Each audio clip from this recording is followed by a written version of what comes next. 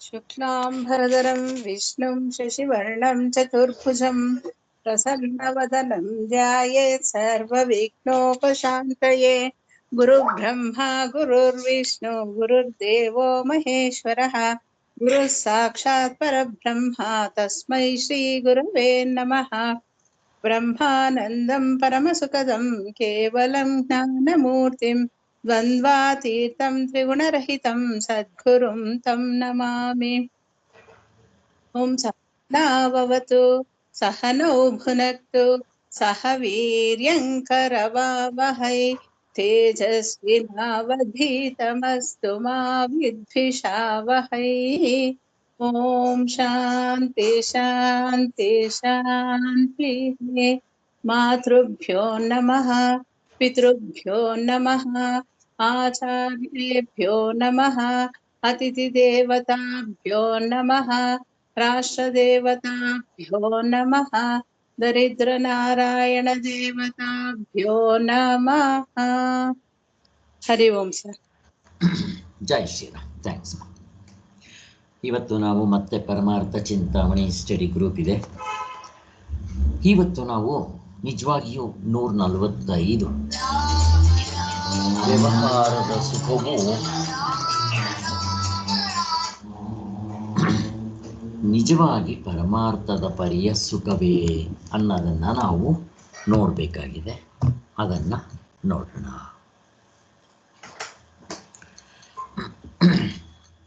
ಈಗ ನಿನ್ನೆ ನಾವು ಚಿಂತನೆ ಮಾಡಿದ್ರಲ್ಲಿ ಆತ್ಮನಿಂದಲೇ ಸುಖ ಸಿಗಬೇಕು, ಬೇರೆ ದಾರಿನೇ ಇಲ್ಲ. ಆದರೆ ನಮಗೆ ಆತ್ಮನ ಗುರುತಿಸ್ತೇ ಇರೋದರಿಂದ ಮತ್ತೆ ನಾವೇನು ಅನ್ಕೊಂತೀವಿ, ವಿಷಯಗಳಿಂದ ಸುಖ ಬರ್ತಾ ಇದೆ ಅಂತ ಪ್ರತಿಯೊಬ್ಬರು. This is wrong knowledge. ಅಲ್ಲಿಗೆ ನಮಗೆ 2 ಚಾನಲ್ಸ್ ಉಂಟು. ಒಂದು ಕರ್ಮೇಂದ್ರಿಯಗಳಿಂದ ಅಥವಾ ಇಂದ್ರಿಯಗಳು ಎರಡು ಸೇರಿ, ಕರ್ಮೇಂದ್ರಿಯ ಇಂದ್ರಿಯಗಳು, ಇಂದ್ರಿಯ ಅನುಭವದಿಂದ ಬರೋ ಆನಂದ, ಮತ್ತು ವೇದನಾ ಅನುಭವ, ಮನಸ್ಸಿನಿಂದಲೇ ಆಗುವ ಆನಂದ. ಇದು ಸೂಕ್ಷ್ಮ. ಕಲೆ, ಸಾಹಿತ್ಯ, ನೃತ್ಯ, ಮ್ಯೂಸಿಕ್, ಮತ್ತು ಕೆತ್ತನೆ, ಪದ್ಯ ಬರೆಯೋದು, ಇವೆಲ್ಲ ತುಂಬ ಸೂಕ್ಷ್ಮ ಆಗಿರುತ್ತೆ. ಬರೀ ಮನಸ್ಸಿಗೆ ಸಂಬಂಧಪಟ್ಟಿದೆ. ಡಿಟೆಕ್ಟಿವ್ ಪುಸ್ತಕ ಇದೆಲ್ಲ. ಆದ್ದರಿಂದ ಇವುಗಳಿಂದ ಕೂಡ ಸುಖ ಸಿಗುತ್ತೆ ಅಂತ ನಾವು ಅಂದ್ಕೊಂಡಿರ್ತೀವಿ. ಆದರೆ ಇದು ಸರಿಯಲ್ಲ. ಯಾಕೆ? ಗಾಢನಿದ್ರೆಯಲ್ಲಿ ಹೊರಗಡೆ ವಸ್ತುಗಳು ಯಾವುದೂ ಇಲ್ಲ, ಮನಸ್ಸೇ ಇಲ್ಲ, ಅರ್ಧ ಡಜನ್ ಯಾವುದೂ ಇಲ್ಲ, ಆನಂದವಾಗಿದ್ವೋ ಇಲ್ಲೋ ಅಂತ ಒಂದು ಕಡೆಯಿಂದ ನಾವು ನೋಡಿಕೊಂಡು, ಇನ್ನೊಂದು ಕಡೆಯಿಂದ ಸೈಂಟಿಫಿಕ್ಕಾಗಿ ನಾವು ವಿಚಾರ ಮಾಡಿದ್ವಿ ನಿನ್ನೆ. ಏನದು? ವಿಷಯಗಳಲ್ಲಿ ಸುಖ ಇದ್ದಿದ್ದರೆ 3 ಪ್ರಾಬ್ಲಮ್ ಆಗ್ತಾಯಿತ್ತು. ಅದು ಕೆಲವರಿಗೆ ಸ್ವೀಟ್ ಇಷ್ಟ, ಕೆಲವ್ರಿಗೆ ಖಾರ ಇಷ್ಟ, ಮತ್ತು ಈ diminishing of returns. It depends on the mood of the person. ಮನಸ್ಸು ಚೆನ್ನಾಗಿಲ್ಲದೆ ಇದ್ದರೆ ಮೊದಲನೇ ಜಾಮೂನೇ ಇಷ್ಟ ಆಗಲ್ಲ. ಆದ್ದರಿಂದ ಈ ಎರಡಕ್ಕೂ ಇದು ಕಾಮನ್ ಆಗಿರುತ್ತೆ. ಅಂದರೆ ಇಂದ್ರಿಯ ಅನುಭವ, ವೇದನಾ ಅನುಭವಕ್ಕೆ ಎರಡಕ್ಕೂ ಇದು ಕಾಮನ್ ಆಗಿರೋದ್ರಿಂದ ಈ ಕಡೆ ಹೊರಗಡೆಯಿಂದ ನೋಡಿಕೊಂಡ್ರೂ ವಿಷಯಗಳಿಂದ ಸುಖ ಸಿಗುತ್ತೆ ಅನ್ನೋದು ಹೋಯ್ತು. ಇನ್ನೊಂದು ಕಡೆ ಆತ್ಮನ ಕಡೆಯಿಂದ ನೋಡ್ಕೊಂಡಾಗ, ಇದು ಅನಾತ್ಮದ ಕಡೆ ನೋಡ್ಕೊಂಡಿದ್ದು. ಆತ್ಮನ ಕಡೆ ನೋಡಿಕೊಂಡ್ರೆ ಗಾಢನಿದ್ರೆಯಲ್ಲಿ ಏನೂ ಇಲ್ಲದೆ ಸುಖವಾಗಿದ್ದಿದ್ದು ಪ್ರತಿಯೊಬ್ಬರು ಅನುಭವದಲ್ಲಿ ಇದೆ. ಸೊ ಇವೆರಡರ ಅನುಭವದಿಂದಲೇ ಆತ್ಮನಿಂದ ಒಳಗಿಂದ ಬಂದಂಥ ಆನಂದ. ಗಾಢನಿದ್ರೆಯಲ್ಲಿ ಏನು ಇದೆ ಇದ್ರೆ ನಮ್ಮ ಸ್ವರೂಪವೇ ಆನಂದ ಅನ್ನೋದು ನಾವು ಫಿಕ್ಸ್ ಮಾಡ್ಕೊಂಡ್ವಿ. ಇದು ಚೆನ್ನಾಗಿ ಮನದಟ್ಟು ಮಾಡ್ಕೊಂಡ್ವಿ. ಈ ಬೇಸ್ಮೆಂಟ್ ಮೇಲೆ ಈಗ ಮುಂದಕ್ಕೆ ಹೋಗಬೇಕಾಗಿದೆ.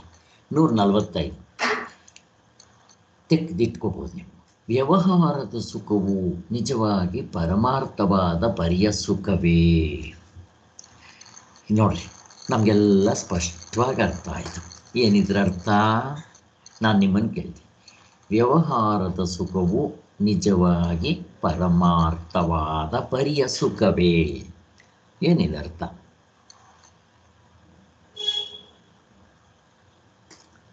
ಎಲ್ಲಾ ಸುಖ ಆತ್ಮನಿಂದನೇ ಬರ್ತಾ ಇರೋದು. ನಾವು ವ್ಯವಹಾರದಲ್ಲಿ ನನಗ್ ಸುಖ ಆಯ್ತು, ನನಗ್ ದುಃಖ ಆಯ್ತು, ನನಗೆ ಇಷ್ಟು ಲಾಭ ಆಯ್ತು ದುಡ್ಡಲ್ಲಿ ವ್ಯವಹಾರದಲ್ಲಿ ಅಂತೆಲ್ಲ ಮಾತಾಡ್ಕೊತಾ ಇದ್ದೀವಿ. ಆಮೇಲಿಂದ ವಿಷಯಗಳಲ್ಲಿ ಮತ್ತೆ ವಸ್ತುಗಳಲ್ಲಿ ಸುಖ ಆಯ್ತು ಅಂತ ನಾವೆಲ್ಲ ಕಲೆಕ್ಟ್ ಮಾಡಿ ಇಟ್ಕೊಂತಾ ಇದ್ದೀವಿ. ಅದೆಲ್ಲಾ ಸುಖನೂ ಬರ್ತಾ ಇರೋದು ಪರಮಾರ್ಥವಾದ ನಮ್ಮ ಆತ್ಮ ಸ್ವರೂಪದಿಂದನೇ ಅಂತ ಅರ್ಥ. ಇಷ್ಟು ನಮಗೆ ಅರ್ಥ ಆಯಿತು. ಇಷ್ಟೆಲ್ಲ ಅರ್ಥ ಆದಮೇಲೆ ಹಿಂದಿನ ಚಾಪ್ಟರ್ನಲ್ಲೇ ತೆಗೆದಿದ್ದ, ಅಲ್ಲ ಸ್ವಾಮಿ, ಅಷ್ಟೆಲ್ಲ ಇದ್ದ ಮೇಲೆ ಎಲ್ಲ ಪರಮಾತ್ಮದಿಂದ ಬಂದಿದೆ ಅಂತಂದರೆ ಪಾರಮಾರ್ಥಿಕ ಸುಖ, ವ್ಯಾವಹಾರಿಕ ಸುಖ, ಪ್ರಾತಿಭಾಸಿಕ ಸುಖ ಮತ್ಯಾಕೆ ಡಿವೈಡ್ ಮಾಡಿದ್ರಿ ಸ್ವಾಮಿ? ಪ್ರಶ್ನೆ ಕೇಳ್ತಾನೆ. ಇದಕ್ಕೇನು ಉತ್ತರ ಕೊಡ್ತೀರಾ? ಹೇಗಾಗ್ತಾನೆ ನೋಡ್ರಿ ಪೂರ್ವ ಪಕ್ಷಿ. ಕರೆಕ್ಟ್, ಎಲ್ಲ ಆತ್ಮನಿಂದ ಬಂದಿರೋದು. ಆತ್ಮನಿಂದ ಬಂದರೆ ಮತ್ತೆ ಈ ಪಾರ್ಟಿಷನ್ ಯಾಕೆ? ಆತ್ಮ ನಾವು ತಿಳ್ಕೊಂಡಿಲ್ವಲ್ಲ ಇನ್ನು. ನಾವು ಪಾರಮಾರ್ಥಿಕ ಸುಖ ಅಂತ ನಮಗ್ ಗೊತ್ತಿಲ್ಲ, ಬರೀ ಓದ್ತಾ ಇದೀವಿ. ಅದರಿಂದ ನಮ್ಗೆ ಅಲ್ಲಿ ವ್ಯವಹಾರ, ನಾವು ಇರೋದೇ ವ್ಯವಹಾರದ ಪ್ರಪಂಚದಲ್ಲಿ, ನಾವು ಎಚ್ಚರನೇ ಸತ್ಯ ಅಂತ ಇಟ್ಕೊಂಡಿರೋದ್ರಿಂದ ಅಲ್ಲಿ ವ್ಯಾವಹಾರಿಕ ಸುಖ ಅಂತ ಬಂದಿದೆ. ಇಲ್ಲಿ ನಮ್ಮನ್ನ ಅಧ್ಯಾರೋಪ ದೃಷ್ಟಿಯಿಂದ ಸ್ಟೆಪ್ ಬೈ ಸ್ಟೆಪ್ ಕರ್ಕೊಂಡು ಹೋಗ್ತಾರೆ, ಅಷ್ಟೇ, ಇನ್ನೇನಿಲ್ಲ. ಇದು ಮಧ್ಯಮ ಅಧಮಾಧಿಕಾರಿಗೆ ಅವನು ಇವುಗಳನ್ನ ಇಟ್ಕೊಂಡ್ಬಿಟ್ಟಿರ್ತಾನೆ. ಇಲ್ಲ, ಇಂದ್ರಿಯಗಳಿಂದನೇ ಬರೋದು ಅಂತ, ಆ ವಸ್ತುಗಳನ್ನ ಅನುಭೋಗಿಸೋದ್ರಲ್ಲೇ ನಾನು ಸುಖ ಬರೋದು ಅಂತ ಅವನು ಹಿಡ್ಕೊಂಡ್ಬಿಟ್ಟಿರ್ತಾನೆ ಬದ್ಧವಾಗಿ, ಅಷ್ಟೇ. ಆದ್ದರಿಂದ ಅಲ್ಲಿಂದ ಅಲ್ಲ ಸುಖ ಬರೋದು ಅನ್ನೋದು ನಾವು ಚೆನ್ನಾಗಿ ಕಂಡ್ಕೊಂಡ್ವಿ. ಇಲ್ಲಿ ಇಂಪಾರ್ಟೆಂಟ್ ಏನು ಅಂದರೆ ಪ್ರಾತಿಭಾಸಿಕ ಸುಖ. ಏನದು ಪ್ರಾತಿಭಾಸಿಕ ಸುಖ ಅಂದರೆ? ಪ್ರಶ್ನೆ. ಸುಖದ ಆಭಾಸ, ಸುಖದ ತರ ಕಾಣಿಸುತ್ತಷ್ಟೇ, ನಿಜವಾಗ್ಲೂ ಸುಖ ಇಲ್ಲ ಅಂತ ಗೊತ್ತಾಗೋಗ್ಬಿಡುತ್ತೆ ಬೇಗನೆ. ಎಕ್ಸಾಂಪಲ್ ಏನು? ಕಪ್ಪೆ ಚಿಪ್ಪು, ಬೆಳ್ಳಿ, ಮರಳುಗಾಡಲ್ಲಿ ನೀರಿದೆ ಅಂತ ಹೋಗೋದು, ಅದೆಲ್ಲ ನಮ್ಗೆ ತಕ್ಷಣ ಗೊತ್ತಾಗೋಗ್ಬಿಡುತ್ತೆ. ಸ್ವಲ್ಪ ಹೊತ್ತಾದ ತಕ್ಷಣ ಹಗ್ಗನೇ ಇರೋದು, ಹಾವಲ್ಲ ಅಂತ ಯಾರು ತೋರಿಸ್ತಾರೆ, ಅಥವಾ ನಾವೇ ಬೆಳಕು ಲೈಟ್ ಬಿಟ್ಟು ನೋಡ್ತೀವಿ, ಹಗ್ಗ ಅಂತ ಗೊತ್ತಾಗೋಗ್ಬಿಡುತ್ತೆ. ಅದು ಪ್ರಾತಿಭಾಸಿಕ ಅಂತ. ಅಲ್ಲಿಗೆ ನಮಗೆ ತಾತ್ಕಾಲಿಕವಾಗಿ ಸುಖ ಕಂಡಂತೆ ಸಿಕ್ಬಿಡ್ತು ಅನ್ನಿಸ್ತೆ. ಹಾಗೆ ಬೆಳ್ಳಿ ಕಂಡಿದ ತಕ್ಷಣ ಬೆಳ್ಳಿ ಸಿಕ್ತು ಅನ್ಸುತ್ತೆ. ನೀರು ಕಂಡಿದ ತಕ್ಷಣ ಬಾಯಾರಿಕೆ ಆಗ್ತಾ ಇತ್ತು, ನೀರು ಕುಡಿದು ಬೇಡ ಅಂತ ಅನ್ಸುತ್ತೆ. ಇದು ಅಲ್ಲಿಲ್ಲ, ತೋರಿಕೆಯಾದ ಸುಖ. ಇದು ತೋರುತ್ತೆ, ಬಟ್ ನಿಜವಾಗ್ಲೂ ಇರೋದಿಲ್ಲ. ಇದು ಪ್ರಾತಿಭಾಸಿಕ ಸುಖ ಅಂತಾರೆ. ಇನ್ನು ವ್ಯಾವಹಾರಿಕ ಸುಖ ಎಲ್ಲ ಗೊತ್ತಿರುತ್ತೆ. ಯಾರಾದರೂ ಬೇರೆಯವರು ವ್ಯಾವಹಾರಿಕ ಸುಖಕ್ಕೆ ಎಕ್ಸಾಂಪಲ್ಸ್ ಯಾರಾದರೂ ಬೇರೆಯವರು ಕೊಡಿ. ತುಂಬ ಸಿಂಪಲ್ ಆಗಿದೆ ಇದು ವ್ಯಾವಹಾರಿಕ ಸುಖ. ಶ್ರೀಧರ್ ಅವರೇ? ಸೊ ವ್ಯಾವಹಾರಿಕ ಸುಖ ಅಂದ್ರೆ ನಮ್ಮ ವಸ್ತುಗಳಿಂದ ಎಚ್ಚರಿಕೆಯಲ್ಲಿ ಸಿಗುವಂಥದ್ದು ಸರ್. ಅಷ್ಟೇ. ವ್ಯಾವಹಾರಿಕ ಸುಖ ಅಂತಂದರೆ ಈಗ ನಾವು ಡಿಸ್ಕಸ್ ಮಾಡಿದ್ವಲ್ಲ, ನಮಗೆಲ್ಲ ವ್ಯಾವಹಾರಿಕ ಸುಖ ಚೆನ್ನಾಗಿ ಅರ್ಥ ಆಗಿದೆ. ಇಂದ್ರಿಯಗಳಿಂದ ಸಿಗೋ ಸುಖ ಅನ್ಕೊ ಇರಲಿ, ಮೊದಲು ಎತ್ಕೊಂತಾನೆ ಇಂದ್ರಿಯಗಳಿಂದ ಅಥವಾ ನಮಗೆ ಎಚ್ಚರದಲ್ಲಿದ್ದಾಗ ಇವೆರಡು ಬಿಟ್ಟರೆ ಇನ್ಯಾವುದರಿಂದ ಸುಖ ಸಿಗುತ್ತೆ ನಮಗೆ? ಬೇರೆ ಯಾವುದೂ ಇಲ್ಲ, ಎರಡೇ, ಇಂದ್ರಿಯ ಅನುಭವ, ವೇದನಾ ಅನುಭವ ಅಂತ ಅನುಭವ, ಅದರಿಂದಲೇ ಸಿಗ್ಬೇಕು. ಇದನ್ನ ವ್ಯಾವಹಾರಿಕ ಸುಖ ಅಂತಾರೆ. ಇನ್ನು ಪ್ರತಿಭಾ ಅವರೇನು ಮೆಸೇಜ್ ಮಾಡಿದ್ದಾರೆ ಸರ್, ಕನೆಕ್ಟ್ ಆಗ್ತಾ ಇಲ್ಲ ಅಂತ. ಸರಿ, ಇನ್ನ ನಾನು ಅವ್ರಿಗೆ ಇದು ಕಳಿಸ್ತೀನಿ, ನೋಡೋಣ. ಓಕೆ, ಇನ್ನು ಪಾರಮಾರ್ಥಿಕ ಸುಖ ಏನು?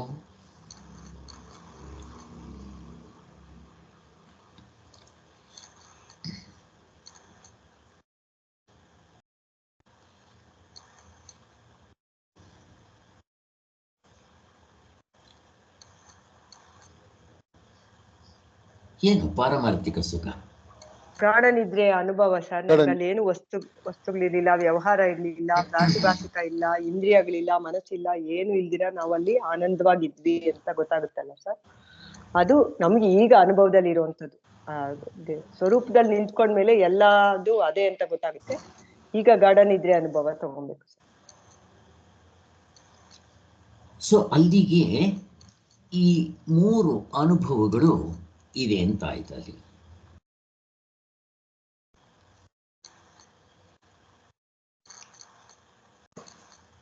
ಸೊ ಈ 3 ಕೂಡ ನಾವು ಅನ್ಕೊಂಡಿರಂಗೆ ಬೇರೆ ಬೇರೆ ಅಲ್ಲ. ಎಲ್ಲ ಸುಖನೂ ಅಕಸ್ಮಾತ್ ಅದು ಪ್ರಾತಿಭಾಸಿಕ ಬಿಟ್ರಿ, ಮಿಕ್ಕಿರೋ ಸುಖ ಎಲ್ಲ ಎಲ್ಲಿಂದ ಬರ್ತಾ ಇದೆ? ಆತ್ಮನಿಂದನೇ ಎಲ್ಲ ಹೇಳಿ ಶ್ರೀಧರ್. ಆತ್ಮನಿಂದನೇ ಸರ್. ಹೌದು.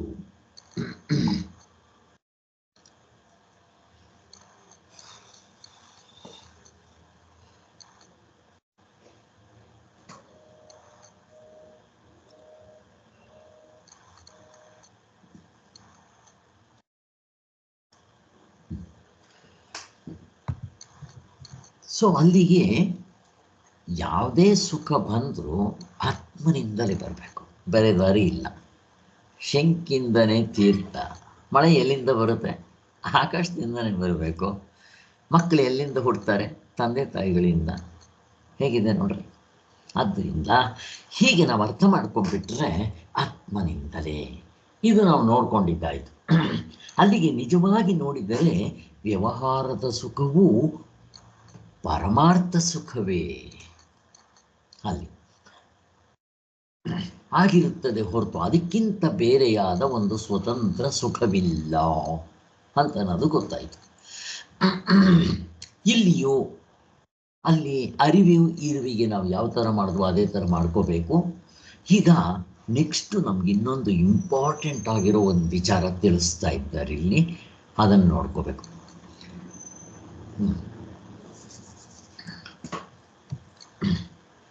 ಈಗ ನಮಗೆ ನಾನು ಓದ್ತೀನಿ, ನೀವು ಎಕ್ಸ್ಪ್ಲೈನ್ ಮಾಡಬೇಕು.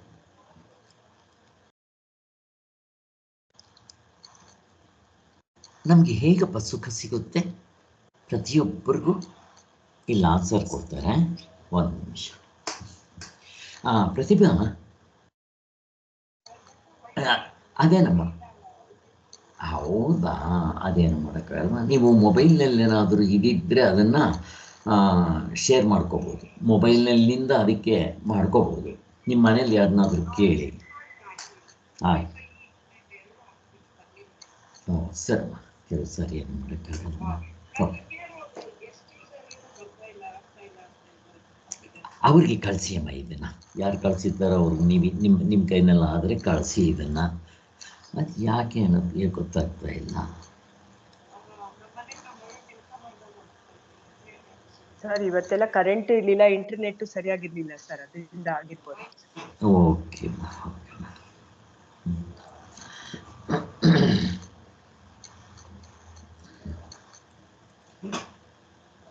ಓಹೋ, ಇಲ್ಲಿ ಪ್ರಾಬ್ಲಮ್ ಏನಾಗಿದೆ ಅಂದರೆ ಇವರು ಯಾರು ಸೇರಕ್ಕೆ 1 ನಿಮಿಷ ನೀವು ಸ್ವಲ್ಪ ಡಿಸ್ಕಷನ್ಸ್ ಮಾಡ್ತಾ ಇರಿ, ಬದನೆ ಮಾಡ್ತಾ ಇರಿ ಇವರೇ.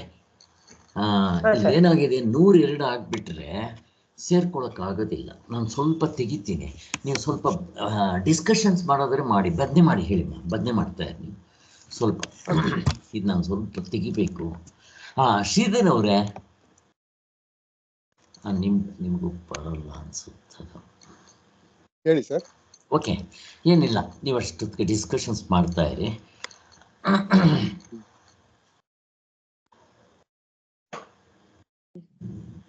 ನೆಕ್ಸ್ಟ್ ಸೆಂಟೆನ್ಸ್ ಅಲ್ಲಿ ಹೇಳಿದಾರಲ್ಲ, ನಾವು ಮಾಡುವ ಕರ್ಮದಿಂದ ನಮಗೆ ಬೇಕಾದ ಆಯಾ ವಿಷಯವು ನಮ್ಮೆದುರಿಗೆ ಬಂದು ನಿಂತರೆ ಅದು ನಮ್ಗೆ, ನಾವು ಮಾಡೋ ಕರ್ಮದಿಂದ ನಮಗ್ ಬಂತು ಅಂತ ನಾವು ಅದನ್ನ ತಗೊಳ್ತೀವಿ.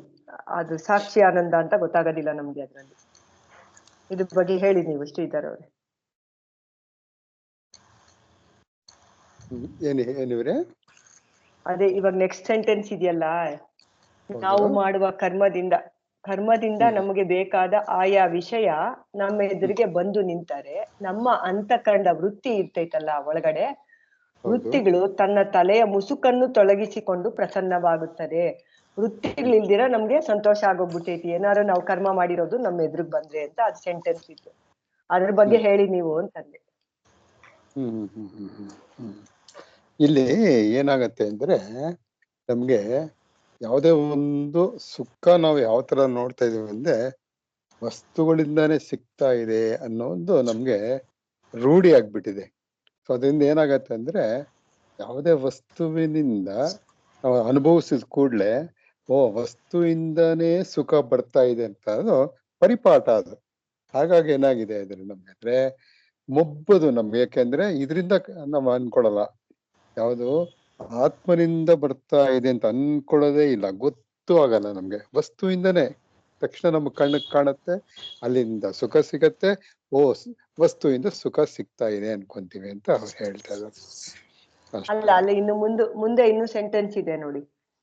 ನಮ್ಮ ಅಂತಃಕರಣದ ವೃತ್ತಿ ಅವಾಗ ವೃತ್ತಿ ಆಗಲ್ಲ, ತನ್ನ ಮುಸುಕನ್ನ ತೊಲಗಿಸಿಕೊಂಡು ಪ್ರಸನ್ನವಾಗುತ್ತದೆ.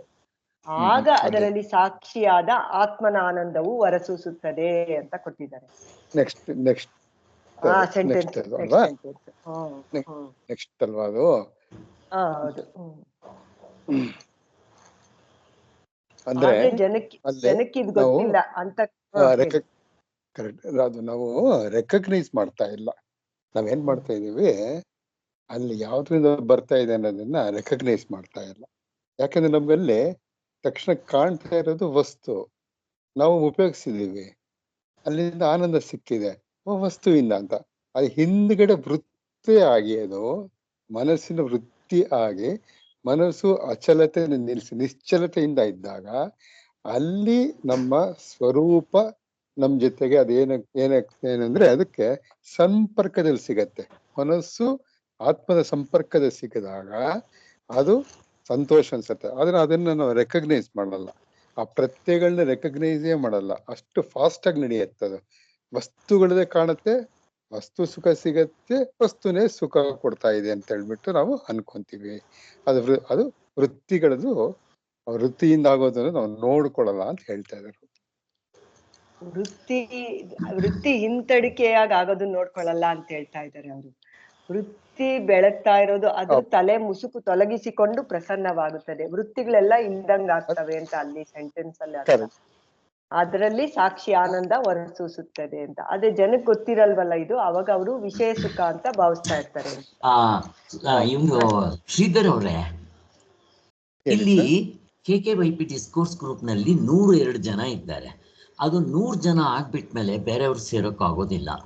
ಅದಕ್ಕೋಸ್ಕರ ನೀವಲ್ಲಿ ಗೆಸ್ಟ್ ಅಂತ ಇದ್ದಾರೆ, ಗೆಸ್ಟ್ ಅಂತ ಇದಿರುತ್ತೆ, ಅವ್ರನ್ನೊಂದು 4 ಜನ ತೆಗ್ದಾಕ್ಬಿಡಿ, ಒಂದು 5-6 ಜನ ತೆಗ್ದಾಕ್ಬಿಡಿ. ಅಲ್ಲಿ ನಾನು ತೋರಿಸ್ತೀನಿ ನೋಡಿ, ಅದನ್ನು ಹೇಗೆ ತೆಗಿಬೇಕು ನೀವೇ ಇವಾಗ ಹೇಳಂಗಿದ್ರೆ ಹೇಳಿ. ಇಲ್ಲೇ ನಾನು ನಿಮಗೆ ತೋರಿಸ್ತೀನಿ, ಇಲ್ಲ ನೀವೇ ತೆಗೆದ್ರು ಆಯಿತು. ಇಲ್ಲಿ ನೋಡ್ರಿ, ಇಲ್ಲಿ ಇವಾಗ ಕಾಣಿಸ್ತಾ ಇದೆಯಾ ನಿಮಗೆ ಶ್ರೀಧರ್? ಕಾಣ್ತಾ ಇದೆ ನಿಮ್ ಫೋಟೋ. ನನ್ನ ಫೋಟೋ ಅಲ್ಲ, ನಾನು ಚಾರ್ಟ್ ಹಾಕಿದ್ದೀನಿ 4 of 102. ಹೌದು ಕಾಣ್ತಾ ಇದೆಯಾ? ಈಗ ಆ ಗೆಸ್ಟ್ ಯೂಸರ್ ಅಂತ ಇದೆಯಲ್ಲ, ಅದನ್ನ ತೆಗ್ದಾಕ್ಬೇಕು. ನಾನು ಹೇಗೆ ತೆಗ್ದಾಕೋದು? ನನ್ನ ಮೊಬೈಲ್ನಲ್ಲಿ ಇದ್ದಿದ್ರೆ ನಾನು ಟಕ್ ಅಂತ ತೆಗ್ದಾಕ್ಬಿಡ್ತಾ ಇದ್ದೆ. ನನ್ನ ಮೊಬೈಲ್ನಲ್ಲಿ ಹೊಸದಾಗಿ ನಾನು ಇಮೇಲ್ ID ಹಾಕಬೇಕು, ಏನೋ ರಾಮಾಯಣ ಆಗಿದೆ. ಅದು ನಿಮಗೆ ತೆಗಿಯಕ್ಕೆ ಬರುತ್ತಾ ಇದು? ಟ್ರೈ ಮಾಡ್ಲಾ ಸರ್? ಮಾಡಿ, ಇಲ್ಲೇ ಮಾಡಂಗಿದ್ರೆ ಮಾಡಿ, ಅಥವಾ ನಿಮ್ಮ ಇದರಿಂದ ಮಾಡಂಗಿದ್ರೆ ಮಾಡಿ. ಹೇಗ ಸರ್? ಇಲ್ಲಿ ನೀವು ಮಾಡೋಕ್ಕಾಗಲ್ಲ ಅನ್ಕೊಂತೀನಿ, ನೀವು ಮೊಬೈಲಿಂದ ಮಾಡಬಹುದು. ಮೋಸ್ಟ್ಲಿ ನಿಮ್ಗೆ ಆಗಲ್ಲ ಅನ್ಸುತ್ತೆ, ನೋಡಿ ಆಗುತ್ತಾ? ಆಡ್ ಪೀಪಲ್ ಇದೆ, ಆಡ್ ಪೀಪಲ್ ಹೋದ್ರೆ ಹೌದು, ಅಲ್ಲಿಂದ ತೆಗಿಬಹುದು. ನೋಡೋಣ ಇರಿ ಸರ್, ಟ್ರೈ ಮಾಡಿ ನೋಡಿ. ನಿಮ್ಗಾದ್ರೆ ತೆಗೀರಿ, ಇಲ್ಲಿ ನಾನು ಹೇಳಿದ್ರೆ ನಾನು ತೆಗಿತೀನಿ. ಯಾಕೆಂದ್ರೆ ಮೋಸ್ಟ್ಲಿ ನೀವು ತೆಗಿಯಕ್ ಆಗಲ್ಲ ಅನ್ಸುತ್ತೆ. ಅಡ್ಮಿನ್ ಮಾಡ್ಬೇಕಾ? ನೋಡ್ತೀನಿ ಸರ್, ನೋಡ್ತೀನಿ. ನಾನು ನಿಮ್ಮನ್ನ ಅಡ್ಮಿನ್ ಮಾಡ್ಬಿಡ್ತೀನಿ. ಶ್ರೀಧರ್ ಕುಮಾರ್ ಅಡ್ಮಿನ್ ಮಾಡೋದು ಹೇಗೆ? ಅದೇ ನೋಡಿ, ಒಂದ್ ನಿಮಿಷ ಸರ್, ನೋಡಿ ಸ್ವಲ್ಪ ನೋಡಿ ನೀವು. ಸರ್, ನಾನು ಇದನ್ನ ಆಫ್ ಮಾಡ್ಲಾ ಅಥವಾ ನೀವೇ ನೋಡ್ಕೊಂತೀರಾ? ಇರಿ ಸರ್ ಇದೆಯಲ್ಲ, ನೀವು ಟ್ರೈ ಮಾಡಿ. ನಾನು ಅಷ್ಟೊತ್ತಿಗೆ ಬೇರೆದಲ್ಲಿ ನಾನು ಅವ್ರನ್ನ ಡಿಸ್ಕಸ್ ಮಾಡ್ತಾ ಇರ್ತೀನಿ. ಮಾಡ್ತಾ ಇರಿ ಸರ್. ಓಕೆ. ಸೊ ಈಗ ಇಲ್ಲಿ ನಾನು ಓದ್ತೀನಿ, ಇದನ್ನು ತಿಳ್ಕೊಂಡು ನೀವು ನನಗೆ ಆನ್ಸರ್ ಕೊಡಬೇಕು. ನಮಗೆ ಆನಂದ ಸಿಗಬೇಕಾದ್ರೆ 2 ಇಂಪಾರ್ಟೆಂಟ್ ಥಿಂಗ್ಸ್ ಬೇಕಾಗುತ್ತೆ ನಮಗೆ. ಏನದು ನೋಡಿ, ಓದ್ತೀನಿ, ನಿಮ್ಗೆ ಅರ್ಥ ಆಗುತ್ತೆ.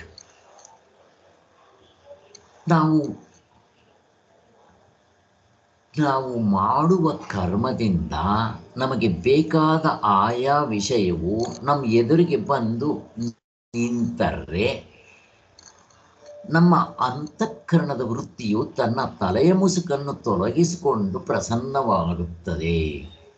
ಆಗ ಅದರಲ್ಲಿ ಸಾಕ್ಷಿಯಾದ ಆತ್ಮನ ಆನಂದವು ಹೊರಸೂಸುತ್ತದೆ. ಇವು 2 ಪಾಯಿಂಟ್. ನಾವೇನು ಅನ್ಕೊಂಡ್ಬಿಡ್ತೀವಿ, ಇದು ವಿಷಯದ ನಿಮಿತ್ತದಿಂದ ತೋರ್ಕೊಂತು ಅಂತ ನಾವು ಅನ್ಕೊಂಡ್ಬಿಡ್ತೀವಿ. ಇಲ್ಲಿ ಯಾವ್ದದು 2 ಪಾಯಿಂಟು? ನಮ್ಗೆ ಆನಂದ ಸಿಗ್ಬೇಕಾದ್ರೆ 2 ಪಾಯಿಂಟ್ ಹೇಳಿದೆ. ಏನ ಗಮನಿಸಿದ್ರೆ ಇಲ್ಲಿ ಕರ್ಮ ಒಂದು, ವೃತ್ತಿಗಳೊಂದು, 2 ಹೇಳಿದ್ದಾರೆ ಸರ್. ವೃತ್ತಿ, ಕರ್ಮ ಅಂದ್ರೆ ಏನು? ನಾವ್ ಮಾಡೋ ಕೆಲ್ಸ, ನಾವ್ ಏನಾದ್ರು ಪ್ರಯತ್ನ ಮಾಡ್ತೀವಲ್ಲ ಯಾವ್ದಕ್ಕಾದ್ರೂ, ಅದಲ್ಲ. ಈಗ ನನಗೆ ಆನಂದ ಸಿಗಬೇಕಾದ್ರೆ ಈಗ ನಾನು ಅನುಭವಿಸ್ತಾ ಇರೋದು ಏನು? ಪ್ರಾರಬ್ಧ, ಸಂಚಿತ, ಆಗಾಮಿ. ಏನದು?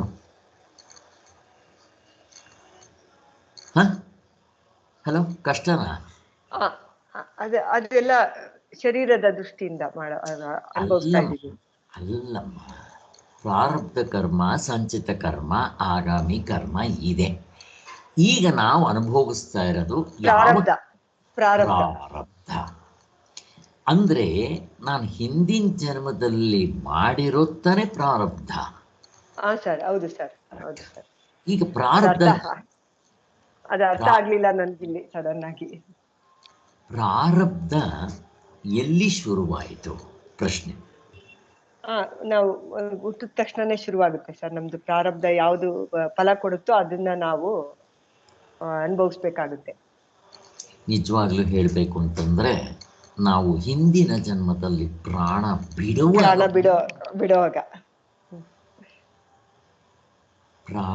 ಬಿಡುವಾಗ ಶುರುವಾಗತ್ತೆ.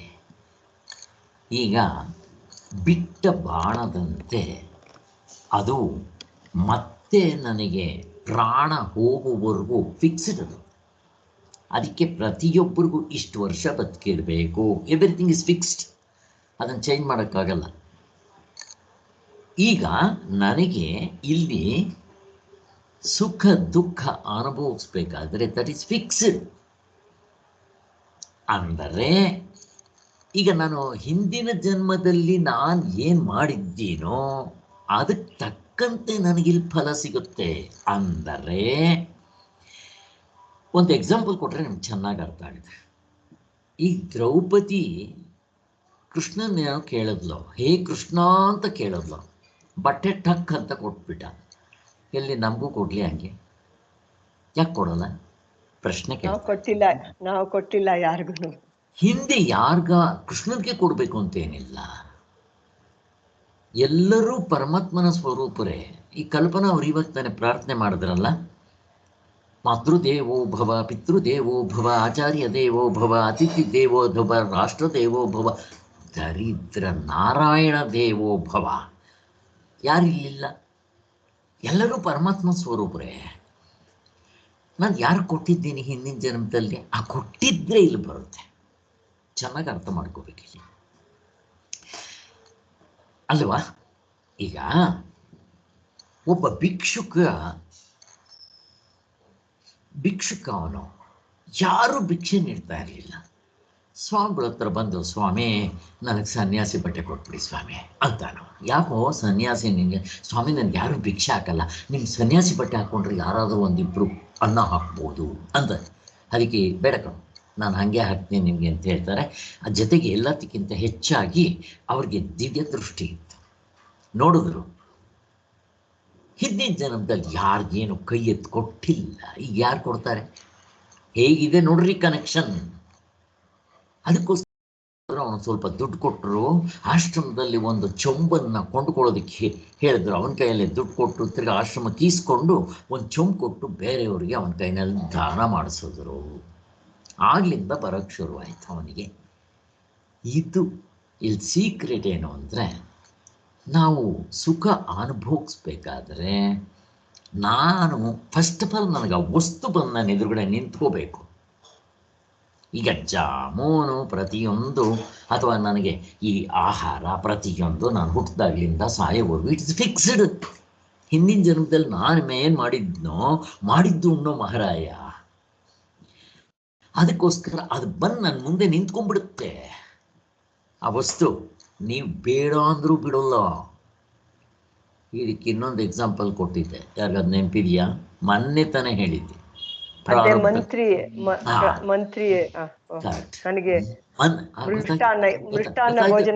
ಸಾಕು ಸಾಕು, ಗೊತ್ತಾದ್ರೆ ಸಾಕು, ಅದನ್ನ ಜಾಸ್ತಿ ಮಾಡ್ಕೊಳ್ಳೋದು ಬೇಡ. ಈಗ ಮಂತ್ರಿ ಟೆಸ್ಟ್ ಮಾಡೋದಕ್ಕೋಸ್ಕರ, ಪ್ರಾರಬ್ಧ ಕರ್ಮ ಟೆಸ್ಟ್ ಮಾಡೋದಕ್ಕೋಸ್ಕರ ಹೋದ ಕಾಡಿಗೆ. ಸಿಕ್ತೋ ಇಲ್ವೋ ಅವನಿಗೆ ಮೃಷ್ಟಾನ್ನ ಭೋಜನ. ಅವನ ಬರ್ದಿತ್ತು ಏನಂತಾರೆ, ಖಾನೆ ವಾಲಾ ಕಾ ನಾಮ್ ಧಾನ್ಯದ ಮೇಲಿರುತ್ತೆ, ಅನ್ನದ ಮೇಲಿರುತ್ತೆ ಅಂತ ಹೇಳ್ತಾರೆ. ಏನಿದ್ರ ಅರ್ಥ? ಹಿಂದೆ ನಾನು ಕೊಟ್ಟಿದ್ರೆ ನನಗೆ ಬರುತ್ತೆ. ಇದು ಒಂದು ಆಯ್ತಪ್ಪ, ನೀವು ಹಿಂದಿನ ಜನ್ಮದಲ್ಲಿ ಕೊಟ್ಟಿದ್ರಿ. ಈಗ ನೋಡ್ರಿ, ಹಾಗಾದರೆ ಸ್ವಾಮಿ ಹಿಂದಿನ ಜನ್ಮದಲ್ಲಿ ಮಾಡಿದ್ರೆ ಆಗಿದ್ರೆ ಈಗಿನ ಜನ್ಮದಕ್ಕೆ ಏನು ಇದಿಲ್ವೋ ಅಂತ ಪ್ರಶ್ನೆ ಬರುತ್ತೆ. ಈಗ ನನಗೆ ವಸ್ತು ಬಂದು ಎದುರುಗಡೆ ನಿಂತ್ಕೊಂಡ್ಬಿಡುತ್ತೆ ನನಗೆ. ಈಗ ಆ ವಸ್ತುವಿನಿಂದ ನನಗೆ ಸುಖ ಸಿಗಬೇಕಾದರೆ, ಈಗ ಮೈಸೂರು ಮಹಾರಾಜರಿಗೆ ಆ ವಸ್ತು ಬಂದು ನಿಂತ್ಕೊಂಡ್ಬಿಡ್ತು. ಏನು? ಅರಮನೆ, ಬಂಗ್ಲೆ, ಆಳು ಕಾಳು, ಅಂತಸ್ತು, ಐಶ್ವರ್ಯ, ಬಿರ್ದು ಪ್ರತಿಯೊಂದು ಬಂದ್ಬಿಡ್ತು. ಈಗ ಸುಖ ಅನುಭವಿಸ್ಬೇಕಲ್ಲ, ಅನುಭವಿಸಕ್ಕಾಗಲ್ಲ. ಯಾಕೆ? ಪ್ರಶ್ನೆ. ಕರ್ಮ ಅಲ್ಲ, ಕರ್ಮ ಮಾಡಿದ್ದಕ್ಕೆ ನಿಮ್ಗೆ ಎದುರುಗಡೆ ಸಿಕ್ಬಿಡ್ತದೋ. ಇಲ್ಲಿ ಓದ್ತೀನಿ ನೋಡ್ರಿ. ಈಗ ಅದು ನಿಮಗೆ ಡಿಪೆಂಡ್ ಆಗೋದು ಯಾವುದ್ರ ಮೇಲೆ ಅಂದರೆ, ಈಗ ಒಬ್ಬೊಬ್ಬರಿಗೆ ಒಂದೊಂದು ಥರ ಸುಖ ಡಿಫರ್ ಆಗುತ್ತೆ. ಅದು ಇನ್ನೂ ನಾನು ಪೂರ್ತಿ ಓದಲಿಲ್ಲ, ಅಲ್ಲಿ ಕೊನೆಗೆ ಬರುತ್ತೆ. ಈಗ ನನಗೆ ಆ ವಸ್ತುವಿಂದ ಕೆಲವರಿಗೆ 100% ಸಿಗುತ್ತೆ. ಬ್ರಹ್ಮಜ್ಞಾನಿಗೆ ಅವನು ಏನೇ ಸಿಗದೇ ಇರಲಿ 100% ಸಿಗುತ್ತೆ. ಅದೇ ಬೇರೆಯವನಿಗೆ ವ್ಯಾವಹಾರಿಕ ಸುಖ ಮಾಡೋವನಿಗೆ ಕಿಂಚಿತ್ ಸಿಗುತ್ತೆ. ಪ್ರಾತಿಭಾಸಿಕ ಸುಖ ತೋರಿ ಹಾರ್ದಂಗೆ ಇರುತ್ತೆ. ಬಟ್ ಎಲ್ಲ ಆತ್ಮನ ಸುಖವೇ, ಅದರಲ್ಲಿ ವ್ಯತ್ಯಾಸ ಇಲ್ಲ. ಈಗ ಇದು ಯಾವುದ್ರ ಮೇಲೆ ಡಿಪೆಂಡ್ ಆಗುತ್ತೆ? ಈಗ ಫಾರ್ ಎಕ್ಸಾಂಪಲ್, ಒಬ್ಬ ಬ್ರಹ್ಮಜ್ಞಾನಿ ಇರ್ತಾನೆ, ಅವನಿಗೆ ಪ್ರತಿಯೊಂದರಲ್ಲೂ ಕೂಡ 100% ಆನಂದ ಸಿಗುತ್ತಾ? 50-70 ಸಿಗುತ್ತಾ? 100% ಸರ್. ಇದು ಶ್ರೀಧರ್ ಅವರೇ, ಅದು ಆಗ್ಲಿಲ್ವಲ್ಲ? ಇಲ್ಲ ಸರ್, ನಾನು ಟ್ರೈ ಮಾಡಿದೆ. ಅದು ಸೋರ್ಸ್ ಬಿಡಿ, ಡೀಟೇಲ್ಸ್ ಬೇಡ. ಓಕೆ, ಏನು ಮಾಡೋಕ್ಕಾಗಲ್ಲ, ನೋಡೋಣ, ಬಿಟ್ಬಿಡಿ. ಸೊ ಅಲ್ಲಿಗೆ ಬ್ರಹ್ಮಜ್ಞಾನಿಗೆ ಸುಖವೇ ಸುಖ, ಪ್ರತಿಯೊಂದು ಸುಖ. ಹೇಗಿರುತ್ತೆ ನೋಡ್ರಿ. ಇವನು ಯಾರೋ ಒಬ್ಬ, ಇವರ ಹೆಸರು ನಾನು ಮರ್ತೋಗ್ಬಿಟ್ಟಿದೆ. ಸ್ನಾನಕ್ಕೆ ಹೋದಾಗ ಒಬ್ಬ ಮುಸ್ಲಿಮು ಚೆನ್ನಾಗಿ ಕ್ಯಾಕ್ರಸ್ ಹೋಗಿದ್ದಾನೆ. ಬೆಳಗ್ಗೆ 5 ಗಂಟೆಗೋ ಏನೋ ಹೋಗಿ ಸ್ನಾನ ಮಾಡೋದು ಅವರು ನದಿಯಲ್ಲಿ. ಹೀಗೆ 100 ಸಲದ ಮೇಲೆ ಹೋಗಿದ್ದಾನೆ, ಅಥವಾ ಇನ್ನೂ ಜಾಸ್ತಿನೇ.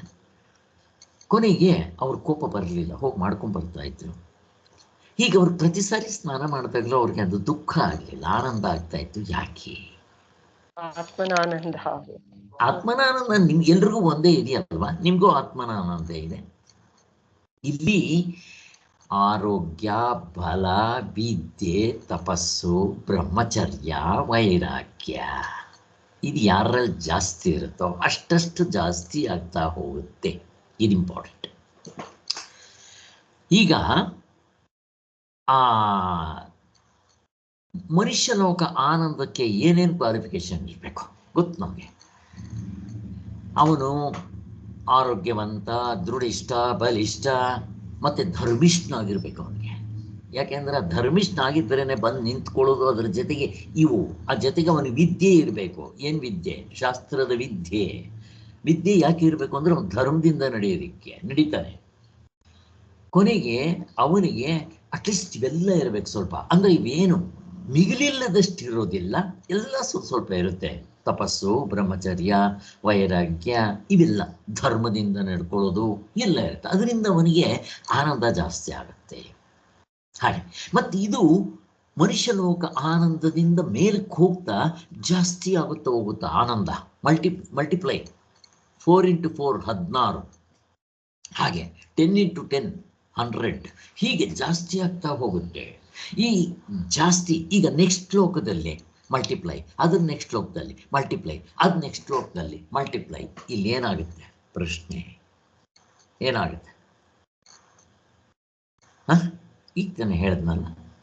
ಈಗ ಕೆಳಗಡೆ ಹೇಳಿದ್ರಲ್ಲ ಸರ್, ಆರೋಗ್ಯ, ಬಲ, ವಿದ್ಯೆ ಅದೆಲ್ಲ ಜಾಸ್ತಿ ಆಗ್ತಾ ಹೋಗುತ್ತೆ. ಅವಾಗ ಆನಂದನೂ ಜಾಸ್ತಿ ಆಗುತ್ತೆ. ಅವರಲ್ಲಿ ಅವು ಜಾಸ್ತಿ ಆಗ್ತಾ ಹೋಗುತ್ತೆ. ಬ್ರಹ್ಮಜ್ಞಾನಿಗೆ ಎಷ್ಟಿರುತ್ತೆ? 100%. ಬೇರೆಯವರಿಗೆ ಡಿಪೆಂಡ್ಸ್ ಅಪಾನ್ ಅವ್ರ ಸಾಧನೆ. ಈಗ ಅವ್ರಿಗೆ ಎಷ್ಟೆಷ್ಟು ಸಾಧನೆ ಮಾಡಿರ್ತಾರೋ ಅದಕ್ಕೆ ಕಾಸಿಗೆ ತಕ್ಕಂತೆ ಕಜ್ಜಾಯ ಅಂತ ನಾನು ಯಾವಾಗಲೂ ಹೇಳ್ತೀನಿ. ಆನಂದ ಕಾಸಿಗೆ ತಕ್ಕಂತೆ ಕಜ್ಜಾಯ. ಕಾಸು ಅಂದರೆ ನಿಮ್ಮ ಜೋಬ್ನಲ್ಲಿ ಕಾಸಿರೋ ದುಡ್ಡಲ್ಲ. ಇದು ಮೈಸೂರು ಮಹಾರಾಜರ ಹತ್ರ ಎಲ್ಲ ಇತ್ತು, ಯಾಕೆ ಸುಖ ಅನುಭವಿಸ್ಲಿಲ್ಲ? ಇದಿಲ್ಲ. ಹಾಗೆ ನಾವು ಅರ್ಥ ಮಾಡ್ಕೋಬೇಕು. ಅದಕ್ಕೋಸ್ಕರನೇ ಧರ್ಮದಿಂದ ಬಿಡಬಾರ್ದು. ಈಗ ಒಂದೇ ಪ್ರಪಂಚ. ಧರ್ಮರಾಯನಿಗೆ ಯಾಕೆ ಆ ಥರ ಕಾಣ್ತು, ದುರ್ಯೋಧನಿಗೆ ಯಾಕೆ ಈ ಥರ ಕಾಣ್ತು? ಲೆಕ್ಕ ಹಾಕೊಳ್ಳಿ. ಒಂದೇ ಪ್ರಪಂಚ, ಅಲ್ಲೇನೋ ವ್ಯತ್ಯಾಸ ಇದೆಯಾ? ಇಲ್ಲ. ಮತ್ತು ಎಲ್ಲಿ ಒಳಗಡೆ ಇದೆ ಆರೋಗ್ಯ, ಬಲ, ವಿದ್ಯೆ, ತಪಸ್ಸು, ಬ್ರಹ್ಮಚರ್ಯ, ವೈರಾಗ್ಯ ಮತ್ತು ಮುಕ್ತನಾದವನಿಗೆ ಇನ್ನೇನು ಯೋಚನೆ ಇಲ್ಲ. ಆತ್ಮನ ಅನುಭವ ಕಂಡುಕೊಂಡಿರ್ತಾನೆ. ಅವನಲ್ಲಿ ಅಂತಃಕರಣ ಕ್ರಿಸ್ಟಲ್ ಕ್ಲಿಯರ್ ಇದ್ದಂಗಿರುತ್ತೆ. ನಮ್ಮ ಅಂತಃಕರಣ ಕೊಳಕಾಗಿರುತ್ತೆ. ಅದು ಎಷ್ಟೆಷ್ಟು ಕೊಳಕಾಗಿರುತ್ತೋ ಅಷ್ಟಷ್ಟು ನಿಮಗೆ ದುಃಖ ಜಾಸ್ತಿ. ಎಷ್ಟೆಷ್ಟು ನೀವು ಶುದ್ಧಿ ಮಾಡ್ಕೊತಾರೋ ಅಷ್ಟಷ್ಟು ಆನಂದ ಜಾಸ್ತಿ. ಒಂದೇ ಆನಂದ. ಆನಂದದಲ್ಲಿ ಗ್ರೇಡೇಷನ್ಸ್ ಇಲ್ಲ. ಯಾಕೆ? ಪ್ರಶ್ನೆ ಕೇಳ್ತಾ ಇದ್ದೀನಿ. ಯಾಕೆ? ಅದೊಂದೇ ಪಾರಮಾರ್ಥ ಇರುವೆ ಇರೋದು, ಆನಂದ ಅದೊಂದೇ ಇರೋದು. ಸರಿ, ನಿಮ್ಮಲ್ಲೂ ನನ್ನಲ್ಲೂ ಆ ಆನಂದ ಡಿಫ್ರೆನ್ಸ್ ಇದೆಯಾ? ಇಲ್ಲ, ಆತ್ಮಸ್ವರೂಪ ಒಂದೇ. ಅದಕ್ಕೆ 100% ನನ್ನಲ್ಲೂ ಇದೆ, ನಿಮ್ಮಲ್ಲೂ ಇದೆ. ಇದ್ದ ಮೇಲೆ ಇವನು ತೋರ್ಕೊಳ್ಳೋದ್ರಲ್ಲಿ ಯಾಕೆ ಹೆಚ್ಚು ಕಡಿಮೆ ಅಂತಂದರೆ ಅಂತಃಕರಣ ಅಲ್ಲಿ ಇಂಪಾರ್ಟೆಂಟ್. ಹೇಗಿದೆ ನೋಡ್ರಿ. ಅದಕ್ಕೆ ಮುಸುರೆ ತೊಳೆಯಬೇಕು, ಮನಸ್ಸಿನ ಮುಸುರೆ ತೊಳೆಯಬೇಕು ಅಂತ ಹೇಳು. ಕಾಯ ವಾಚ ಮನಸ್ಸ ಶುದ್ಧವಾಗಿ ಇಟ್ಕೋಬೇಕು ಅಂತಾರೆ. ತ್ರಿಕರಣ ಶುದ್ಧಿ ಅಂತಾರೆ. ಹೀಗೆ ಸೊ ಇದು ನಮಗೆ 2 ಇಂಪಾರ್ಟೆಂಟು. ಅಲ್ಲಿಗೆ ಯಾರಾದರೂ ಸಾರಾಂಶ ಹೇಳ್ರಿ. 2 ಪಾಯಿಂಟ್ ಬರಬೇಕಿಲ್ಲಿ. ಏನದು ಇಷ್ಟೊತ್ತು ನಾವು ಡಿಸ್ಕಸ್ ಮಾಡಿದ್ರಲ್ಲಿ ಯಾರು ಹೇಳ್ತೀರಾ? ಕಲ್ಪನಾ, ನೀವು ಹೇಳ್ತೀರಮ್ಮ ಇದು, ಅಥವಾ ಶ್ರೀಧರ್ ಅವರು? ಕೇಳಲಿಲ್ಲ ಸರ್ ಕ್ವಶನ್, ಕಾಲ್ ಬಂತು ಕಟ್. ಇರ್ಲಿಯಮ್ಮ. ಶ್ರೀಧರ್ ಅವರೇ, ನೀವೇನಾದರೂ ಹೇಳ್ತೀರಾ? ಹೌದು ಸರ್. ಇದರಲ್ಲಿ ಆನಂದಕ್ಕೆ ತಾರತಮ್ಯವಾಗಲಿ ವಿಭಾಗ ಆಗಲಿ ಯಾವುದೂ ಇಲ್ಲ, ಮತ್ತೆ ಹೆಚ್ಚು ಕಮ್ಮಿ ಇಲ್ಲ. ಬಟ್ ಆದರೆ ಆನಂದನ ಅನುಭವಿಸೋನು ಇರ್ತಾನಲ್ಲ, ಅವನಿಗೆ ಕರ್ಣಗಳ ಮೇಲೆ ಡಿಪೆಂಡ್ ಆಗಿ ಅದು ಗೊತ್ತಾಗತ್ತೆ. ಕರ್ಣಗಳು ಅಂದ್ರೆ ಅವನು ಎಷ್ಟು ಶುದ್ಧವಾಗಿದ್ದಾನೆ ಅಂತ ಹೇಳ್ಬಿಟ್ಟು ಅದ್ರ ಮೇಲೆ ಡಿಪೆಂಡ್ ಆಗತ್ತೆ, ಎಷ್ಟೆಷ್ಟು ಇರುತ್ತೆ ಅದು ಅಂತ. ಓಕೆ, ಈಗ ವಸಂತ್ ಅವರೇ ನೀವು ಹೇಳಿಮ್ಮ. ಅದೇ ಸರ್, ಅವನಿಗೆ ಅಂತಃಕರಣದ ವೃತ್ತಿ ಮೇಲೆ ಡಿಪೆಂಡ್ ಆಗುತ್ತೆ. ಎರಡು ಪಾಯಿಂಟ್ ಹೇಳ್ಬೇಕು. ನಾನು ಇವಾಗ 2 ಹೈಲೈಟ್ ಮಾಡಿದ್ದೆ. 2 ಪಾಯಿಂಟ್. ಪಾರಮಾರ್ಥಿಕ ಸುಖದಲ್ಲಿ ವ್ಯತ್ಯಾಸ ಇಲ್ಲ, ಎಲ್ಲರಿಗೂ ಒಂದೇ. ಆತ್ಮ ಸ್ವರೂಪ ಒಂದೇ ಇರೋದ್ರಿಂದ ಎಲ್ಲರ ಆನಂದನೂ ಒಂದೇ, ಅದ್ರಲ್ಲಿ ಗ್ರೇಡೇಷನ್ಸ್ ಇಲ್ಲ. ಬಟ್ ಅವನು ಮಾಡಿರೋ ಅಂತಃಕರಣ ಎಷ್ಟು ಮಾತ್ರ ಧರ್ಮ, ಸತ್ಯ ಇದೆಲ್ಲ ಹೆಂಗೆ ನಡ್ಕೊಂಡಿರ್ತಾನೋ, ವಿದ್ಯೆ, ತಪಸ್ಸು, ಬ್ರಹ್ಮಚರ್ಯ ಇದ್ರ ಮೇಲೆ ಡಿಪೆಂಡ್ ಆಗುತ್ತೆ. ಅವನ್ಗೆ ಎಷ್ಟು ಸುಖ ಸಿಗುತ್ತೆ ಅನ್ನೋದು ಈ ವಿಚಾರದ ಮೇಲೆ ಡಿಪೆಂಡ್ ಆಗಿತ್ತು. ಇದು 2ನೇ ಪಾಯಿಂಟ್ ಹೇಳಿದ್ರಿ. ಮೊದಲನೇ ಪಾಯಿಂಟು, ಹಿಂದಿನ ಜನ್ಮದಲ್ಲಿ ನಾನು ಅದನ್ನು ಯಾರಿಗಾದ್ರೂ ಕೊಟ್ಟಿದ್ರೆ ಆ ವಸ್ತು ಬಂದು ನನ್ನ ಎದುರುಗಡೆ ನಿಂತ್ಕೊಂಡ್ಬಿಡುತ್ತೆ. ಆದರೆ ಆನಂದ ಸಿಗ್ಬೇಕಾದ್ರೆ 2 ಪಾಯಿಂಟ್. ಹಿಂದೆ ನಾನು ಕೊಟ್ಟಿರಬೇಕು. ಎರಡನೇದು, ಇಲ್ಲಿ ಅಂತಃಕರಣ ಶುದ್ಧಿ ಮಾಡ್ಕೋಬೋದು. ಇದು ಪುರುಷ ಪ್ರಯತ್ನ. ಇದು ನನ್ನ ಕೈನಲ್ಲಿದೆ. ಅಕಸ್ಮಾತ್ ಹಿಂದಿನ ಜನ್ಮದಲ್ಲಿ ವೀರಪ್ಪ, ಈ ಜನ್ಮದಲ್ಲೇ ಇಟ್ಕೊಳ್ರಿ. ವಾಲ್ಮೀಕಿ, ಅಂಗೋಲಿಮಾಲ ತುಂಬ ಕೊಳಕಾಗಿತ್ತು. ಕೊಲೆ, ದರೋಡೆ, ಮೋಸ, ವಂಚನೆ, ಕಪಟ, ಹಿಂಸೆ, ಕಳ್ತನ ಎಲ್ಲ ಇತ್ತು. ಎಷ್ಟು ಅಂತಃಕರಣ ಕೊಳಕಾಗಿರ್ಬೋದು. ಭಗವದ್ಗೀತೆಯಲ್ಲಿ ಕೃಷ್ಣ ಭಗವಂತ ಹೇಳ್ತಾನೆ, ನೀವು ಈಗಲಿಂದನೇ ಡಿಸೈಡ್ ಮಾಡೋದು ಅಂದರೆ ಮನಸ್ಸಿನಲ್ಲಿ ಸಂಕಲ್ಪ ಮಾಡಬೇಕು. ಒಂದು ಮಾಡಿದ ತಕ್ಷಣ ತಿರ್ಗಾ ಕೆಟ್ಟ ಕೆಲಸ ಮಾಡೋಕ್ಕೆ ಹೋಗಬಾರ್ದು. ಬಿಟ್ಟು ಮತ್ತೆ ನೀವು ದೇವರ ಕಡೆ ಬಂದಿದ್ದಾದರೆ ನೀವು ಉದ್ಧಾರ ಆಗ್ಬಿಡ್ತೀರಾ, ನಾನು ನಿಮ್ಮನ್ನು ಕಾಪಾಡ್ತೀನಿ ಭಗವಂತ ಹೇಳೋದು. ಸೊ ಅವರೆಲ್ಲ ಮಾಡಿದ್ರಿ. ಅವರಿಬ್ಬರು ಮಾಡಿದ ತಕ್ಷಣ ಏನಾಯಿತು, ಇದು ನಮ್ಮ ಕೈನಲ್ಲಿದೆ. ಇದಕ್ಕೆ ಪುರುಷ ಪ್ರಯತ್ನ. ಅದಕ್ಕೋಸ್ಕರನೇ ಹುಟ್ಟಿದಾಗ್ಲಿಂದ ನಾವು ಇದನ್ನು ಮಾಡ್ಕೊತಾ ಬರಬೇಕು ಅಂತ ಹೇಳೋದು. ಸೊ ಅಲ್ಲಿಗೆ ಮೊದಲನೇದು ಇರಲಿ. ಈಗ ಬೈ ಚಾನ್ಸ್ ನಾನು ಹಿಂದಿನ ಜನ್ಮದಲ್ಲಿ ಕೊಟ್ಟಿರಲಿಲ್ಲ ಅಂತ ಇಟ್ಕೊಳ್ರಿ. ಈಗ ನಾನು ಒಳ್ಳೆಯವನಾಗಿತ್ಕೊಂಡು ಎಲ್ಲ ಇವು ನನ್ನ ಅಟ್ಲೀಸ್ಟ್ ನನ್ನ ಕೈನಲ್ಲಿದೆ ತಾನೆ ಅಂತಃಕರಣ ಶುದ್ಧಿ ಮಾಡ್ಕೋಬೇಕಾಗತ್ತೆ. ನನಗೇನು ಇನ್ನೊಂದು ವಸ್ತು ಇದ್ದರೆ ನಾನು ಸುಖ ಸಿಗೋದು ಇಲ್ಲ. ಅಂತಃಕರಣದಲ್ಲಿ ನಿಜವಾಗಿ ನಮ್ಮ ಸ್ವರೂಪವೇ ಆನಂದ ಸ್ವರೂಪ. ಇರಲಿ. ಈಗ ನೋಡ್ರಿ, ಹೋಗೋಣ. ಇವಾಗ ನಾವು ಮಾಡುವ ಕರ್ಮದಿಂದ ನಮಗೆ ಬೇಕಾದ ಆಯ ವಿಷಯವು ನಮ್ಮ ಎದುರಿಗೆ ಬಂದು ನಿಂತ್ಕೊಳ್ಳುತ್ತೆ. ನೆಕ್ಸ್ಟ್ ಏನೋ, ಯಾವಾಗ ವಸ್ತು ಇಂದ್ರಿಯಗಳಿಗೆ ಸಂಬಂಧವಾಯಿತೋ ಆಗ ನಮ್ಮ ಅಂತಃಕರಣದಲ್ಲಿ ವೃತ್ತಿ, ಆಮೇಲೆ ಅಥವಾ ಮಾಡಿಫಿಕೇಶನ್ ಆಫ್ ದಿ ಮೈಂಡ್, ಅಥವಾ ಇನ್ನೇನಂತಾರೆ ಅದಕ್ಕೆ, ಇವು ಆಗುತ್ತೆ. ಆದಾಗ ಏನಾಗುತ್ತೆ, ಹಿಂದೆಗಡೆ ಇರೋ ಆತ್ಮ ಅದರಲ್ಲಿ ತೋರ್ಕೊತಾನೆ. ಗವಲು ಹೊಡೆಯುತ್ತೆ, ಸಾಲ ಎತ್ಕೊಂಡ್ಬರುತ್ತೆ, ಇವೆಲ್ಲ ನಮಗೆ ಗೊತ್ತಿದೆ.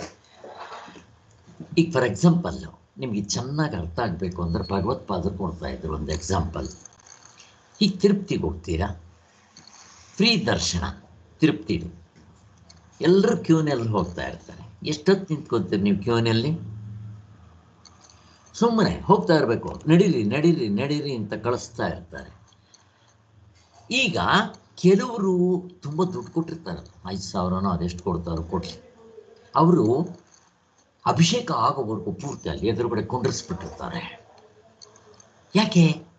ದುಡ್ಡು. ಫ್ರೀ ದರ್ಶನ, ಫ್ರೀ. ನಿಮ್ಗೆ ಎಷ್ಟು ಕೊಡ್ತಾರೆ? ಕರ್ಟನ್ ಹೆಂಗೆ ತೆಗಿತಾರೆ, ಟಕ್ ಅಂತ ಮುಚ್ಚಿಬಿಡ್ತಾರೆ. ಅಂದರೆ ನೀವು ಕ್ಯೂನಲ್ಲಿ ಹೋಗ್ತೀರಾ, ಎದುರುಗಡೆ ನಿಂತ್ಕೊಂತೀರಾ, ಹಾಗೆ ನಡೀರಿ ಆಯ್ತು. ನಿಮಗೆ ಅದೇ ದುಡ್ಡು ಜಾಸ್ತಿ ಕೊಟ್ಟವರಿಗೆ ಫ್ರೀ ಕುಲ್ಲ ಕರ್ಟನ್ ತೆಗೆದುಬಿಟ್ಟಿರ್ತಾರೆ. ನೀವು ಅಲ್ಲಿ ಕೂತ್ಕೋಬೋದು ಅರ್ಧ ಗಂಟೆ. ವ್ಯತ್ಯಾಸ ಹಣ. ಇಲ್ಲಿ ಹಣ ಅಲ್ಲ, ಇದು ಅಂತಃಕರಣದಲ್ಲಿ ನಾವು ಸಂಪಾದನೆ ಮಾಡ್ಕೋಬೋದು. ಪ್ರತಿಯೊಬ್ಬನೂ ಸಂಪಾದನೆ ಮಾಡ್ಕೋಬೋದು. ಆರೋಗ್ಯ, ಯೋಗ ಮಾಡಬೇಕು, ದಿನ ಎಕ್ಸರ್ಸೈಸ್ ಮಾಡಬೇಕು, ಅದು ವಾಕಿಂಗ್ ಮಾಡಬೇಕು, ಬಲ, ವಿದ್ಯೆ, ತಪಸ್ಸು, ಬ್ರಹ್ಮಚರ್ಯ, ವೈರಾಗ್ಯ, ಇವು. ಆಮೇಲೆ ಎಷ್ಟೆಷ್ಟು ನೀವು ಪರಂಪರಾ ಸಾಧನ, ಕರ್ಮಯೋಗ ಮತ್ತು ಜಪ ಮಾಡ್ತೀರೋ ಅಷ್ಟು ಶುದ್ಧಿ ಆಗುತ್ತೆ ಕರ್ಮಯೋಗದಲ್ಲಿ. ಮತ್ತು ಪರಂಪರಾ ಸಹಕಾರಿ ಸಾಧನ, ಅಮಾನೆ, ಈ ಅರಿಷಟ್ ವರ್ಗಗಳು ಶತ್ರುಗಳು. ಅದಕ್ಕೆ ವಿರುದ್ಧವಾಗಿರೋದು ಯಾವುದು? ಅರಿಷಟ್ ವರ್ಗಗಳು ಅಂತಂದರೆ ಯಾವುದು? ಕಾಮ, ಕ್ರೋಧ, ಲೋಭ, ಮೋಹ, ಮದ, ಮಾತ್ಸರ್ಯ. ಅದಕ್ಕೆ ವಿರುದ್ಧವಾಗಿರೋದು ಯಾವುದು? ಇವು 6, ಅವು 6. 6 ಜನ ಶತ್ರುಗಳು, 6 ಜನ ಮಿತ್ರರು. ಶಮ, ದಮ, ಉಪರತಿ, ಶ್ರದ್ಧೆ, ತಿತಿಕ್ಷ. ಅಷ್ಟೇ. ಈ 6ಅನ್ನು ನಾವು ಎಷ್ಟು 6 ಅಂತ ಹೇಳ್ತಾರೆ, ಅದ್ರ ಜೊತೆಗೆ ಎಲ್ಲ ಸೇರಿಸ್ಕೋಬಹುದು. ಯಮ ನಿಯಮಗಳು ಇದಕ್ಕೆ ಸೇರುತ್ತೆ, ಸಹಕಾರಿ ಸಾಧನೆ. ಮತ್ತು ಅಥವಾ 13ನೇ ಅಧ್ಯಾಯದಲ್ಲಿ, ಪಾಪ ಇವರು ಹೊಸಬರು, ಇವರಿಗೆಲ್ಲ ಗೊತ್ತಿಲ್ಲ.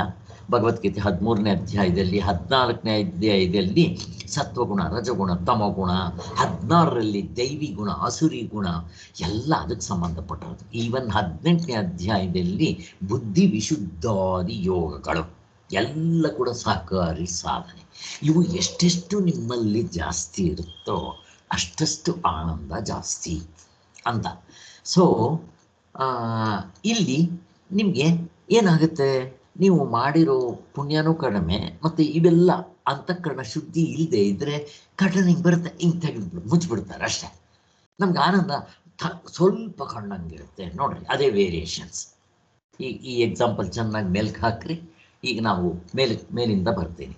ನಮ್ಮ ಅಂತಃಕರಣದ ವೃತ್ತಿಯು ತನ್ನ ತಲೆಯ ಮುಸುಕನ್ನು ತೊಲಗಿಸಿಕೊಂಡು ಪ್ರಸನ್ನವಾಗುತ್ತದೆ ಇದೆ. ಆ ಮಬ್ಬು ಎಲ್ಲಿ? ಅಂತಃಕರಣದಲ್ಲಿ. ಆಗ ಅದರಲ್ಲಿ ಸಾಕ್ಷಿಯಾದ ಆನಂದವು ಹೊರಸೂಸುತ್ತೆ, ಅದರಲ್ಲಿ ಪ್ರತಿಬಿಂಬಿಸುತ್ತೆ, ಅಥವಾ ಅದರಲ್ಲಿ ರಿಫ್ಲೆಕ್ಟ್ ಆಗುತ್ತೆ, ಅಥವಾ ಸಾಲ ತಗೊಂಬರುತ್ತೆ, ಎಲ್ಲ ಒಂದೇ. ಆಗ ಅದರಲ್ಲಿ ಆಯ್ತಲ್ಲ ವಿಷ. ನಾವೇನು ಅನ್ಕೊಂತೀವಿ, ಓಹೋ ನಾನು ಇವುಗಳನ್ನ ಅನುಭವಿಸೋದ್ರಿಂದ ಸಿಕ್ತು, ವಿಷಯದ ನಿಮಿತ್ತಿಂದ ತೋರ್ಕೊಂಡು ಬಂತು ಅಂತ ನಾನು ತಿಳ್ಕೊಂಡ್ಬಿಡ್ತೀನಿ. ಅದು ಹಾಗಲ್ಲ. ಅದಕ್ಕೆ ಜನರು ಇದನ್ನ ವಿಷಯ ಸುಖ ಅಂತ ಭಾವಿಸ್ಕೊಂಡ್ಬಿಡ್ತಾರೆ ಅಷ್ಟೇ. ಅವ್ರು ಭಾವಿಸ್ಕೊಂಡ್ಬಿಟ್ರೆ ಹಂಗ ಆಗ್ಬೇಕಲ್ವಾ? ಇದು ವಿಷಯಗಳಿಂದ ಉಂಟಾಯ್ತು ಎಂದು ಭಾವಿಸ್ತಾರೆ. ಮತ್ತೆ ಇನ್ನೂ ಕೆಲವರು ಈ ಸುಖ ದುಃಖ ಆತ್ಮನ ಧರ್ಮ ಅಂತ ಹೇಳೋರು ಇದ್ದಾರೆ. ಯಾರು?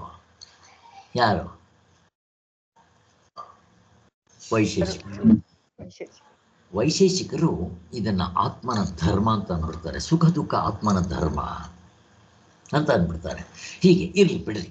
ಆದರೆ ನಿಜವಾಗಿ ಆನಂದವೆಂಬುದು ಸ್ವರೂಪವೇ ಗೊತ್ತೋ, ಧರ್ಮವೂ ಅಲ್ಲ, ಧರ್ಮಿಯೂ ಅಲ್ಲ. ಈಗ ಧರ್ಮಿ ಅಂದ್ರೆ ಎಲ್ಲಿ ಬರುತ್ತೆ ಕಲ್ಪನಾ? ಎಲ್ಲ ಡಿಸ್ಕಷನ್ಸ್ ಆಗಿದೆ, ಮತ್ತೆ ಮರಿಬಾರ್ದು ಅಂತ. ಎಲ್ಲಿ ಬರುತ್ತೆ? ಪ್ರಪಂಚದಲ್ಲಿ, ದೃಶ್ಯ ಪ್ರಪಂಚದಲ್ಲಿ. ಕರೆಕ್ಟ್. ಮತ್ತೆ ಇನ್ಯಾರಾದ್ರೂ ಆಡ್ ಮಾಡ್ತೀರಾ? ಧರ್ಮ ಮಾಡೋನಿರುತ್ತೆ, ಅದು ಮಾಡೋದು ಕೆಲಸ ಧರ್ಮಿ. ಅದನ್ನ ಮಾಡೋನು ಧರ್ಮಿ ಆಗ್ತಾನೆ, ಅವನು ಮಾಡೋದು ಕೆಲಸ ಧರ್ಮ. ಅದರಿಂದ ಎಲ್ಲಿ ಎರಡು ಇರುತ್ತೋ ದ್ವೈತ ಒಂದಕ್ಕಿಂತ ಜಾಸ್ತಿ ಇದ್ರೆ ಅಲ್ಲಿ ಇವು ಧರ್ಮ ಧರ್ಮಿ. ಹಾಗೆ ಇದೇ ಥರ ರಿಸಂಬಲೆನ್ಸ್ ಇರೋದು ಇನ್ಯಾವುದಾದ್ರೂ ಎರಡು ಹೇಳ್ರಿ. 2 3 ಎಷ್ಟೋ ಯಾವ್ದು ಹೇಳ್ಬೋದು? ಜ್ಞಾತೃ ಜ್ಞೇಯ, ಅವು ಮೂರಾಯ್ತು. ಸುಖ ದುಃಖ ಶೋಕ ಮೋಹ ರಾಗ ದ್ವೇಷ ದ್ವಂದ್ವಗಳು, ಅಥವಾ ಅಭಿಧಾನ ಅಭಿಧೇಯ, ಅಥವಾ ಅವ್ಯಕ್ತ ಅಕ್ಷರಾಕ್ಷರ ಎಲ್ಲ ಒಂದೇ. ಸೊ ಹೀಗೆ ಇವೆಲ್ಲ ಕೂಡ ಈ ರೀತಿ ಇರುತ್ತೆ. ಇವು ದ್ವೈತ ಎಂಬುದು ಅದಕ್ಕೆ ಹುಟ್ಟು ಹೊಂದು ಮುಂತಾದವುಗಳೆಲ್ಲವೆಂಬುದನ್ನ ಅರಿವಿನ ವಿಷಯದಲ್ಲಿ ಹಿಂದೆ ಹೇಳಿರುವಂತೆ ಮನಗಾಣಬೇಕು. ಈಗ ಇಲ್ಲಿ ಬರ್ತಾರೆ ನೋಡ್ರಿ 2ನೇ ಪಾಯಿಂಟ್ಗೆ. ಅಲ್ಲಿ ಈಗ ಸುಖವು ಬೇರೆ ಬೇರೆ ಜನರಲ್ಲಿ ಬೇರೆ ಬೇರೆಯಾಗಿ ಕಾಣುವುದು ನಿಜ. ಒಂದೇ ಸುಖ ಒಬ್ಬೊಬ್ಬರಿಗೊಂದೊಂದು ಥರ ಕಾಣುತ್ತೆ. ಯಾಕೆ? ಅದಕ್ಕೆ ಇವರು ಇವಾಗ ಹೇಳ್ತಾರೆ. ಯಾಕೆ ಅಂದರೆ ಆರೋಗ್ಯ, ಫಲ, ವಿದ್ಯೆ, ತಪಸ್ಸು, ಬ್ರಹ್ಮಚರ್ಯ, ವೈರಾಗ್ಯ, ಇದು ಎಷ್ಟೆಷ್ಟು ನೀವು ಜಾಸ್ತಿ ಮಾಡ್ಕೊತೀರೋ ಅಷ್ಟಷ್ಟು ನಿಮ್ಗೆ ಆನಂದ ಜಾಸ್ತಿ ಆಗುತ್ತೆ ಅಂತ. ತಪಸ್ಸಂದ್ರೆ ಏನಿಲ್ಲ. ಆರೋಗ್ಯ ಅಂದ್ರೆ ಏನು? ಆರೋಗ್ಯ ಅಂದ್ರೆ ಏನು ಇಲ್ಲ. ಆರೋಗ್ಯ ಅಂದ್ರೆ ಚೆನ್ನಾಗಿ ಆರೋಗ್ಯವಾಗಿರೋದು. ಇನ್ಯಾರಾದರೂ? ಮನಸ್ಸು ಮುಖ್ಯ ಆಗುತ್ತೆ. ಆರೋಗ್ಯ ಅಂದ್ರೆ ಮನಸ್ಸು ಚೆನ್ನಾಗಿರೋದು ಆರೋಗ್ಯ ಅಂತ. ಅದಕ್ಕೆ ಸಶಕ್ತ ಅಂತಾರೆ ಸರ್. ಅದನ್ನ ಏನಂತಾರೆ? ಸಶಕ್ತ ಅಂತಾರೆ. ಸಶಕ್ತ ಅಂದ್ರೆ ಆರೋಗ್ಯಕ್ಕೆ ಅಂದ್ರೆ ಆ ಒಂದು ದೇಹ ಅಂದ್ರೆ ದೇಹದಲ್ಲಿರೋ ಎಷ್ಟು ಇದಿರುತ್ತೋ ಕಾಂಪೋನೆಂಟ್ಸ್ ಅದೆಲ್ಲ ಫುಲ್ ಎಫಿಷಿಯಂಟ್ ಆಗಿ ಕೆಲಸ ಮಾಡೋದಕ್ಕೆ ಆರೋಗ್ಯ. ತೊಂದರೆ ಇದೆ. ಈಗ ಆರೋಗ್ಯ ಚೆನ್ನಾಗಿ ಕೆಲಸ ಮಾಡ್ಬೇಕಾದ್ರೆ ಪ್ರತಿಯೊಂದು ಅಂಗಾಂಗಗಳು ಏನ್ ಬೇಕಾಗುತ್ತೆ? ಅದಕ್ಕೆ ಪ್ರಾಣ ಚೆನ್ನಾಗಿ ವರ್ಕ್ ಆಗ್ತಾ ಇರ್ಬೇಕು. ಪ್ರಾಣ ಅಂದ್ರೆ ಏನಿಲ್ಲಿ? ಶಕ್ತಿ ಸರ್. ಅದೇ ಇಲ್ಲಿ ನಾವು ಅನ್ಕೊಳ್ಳೋದಾದ್ರೆ ಆತ್ಮ ಸ್ವರೂಪನೇ. ಅದು ಆತ್ಮನೇ. ಅಲ್ಲ ಮಾನಸಿಕ ಆರೋಗ್ಯ, ದೈಹಿಕ ಆರೋಗ್ಯ ಅಂದ್ರೆ ಅದು ಸರಿ.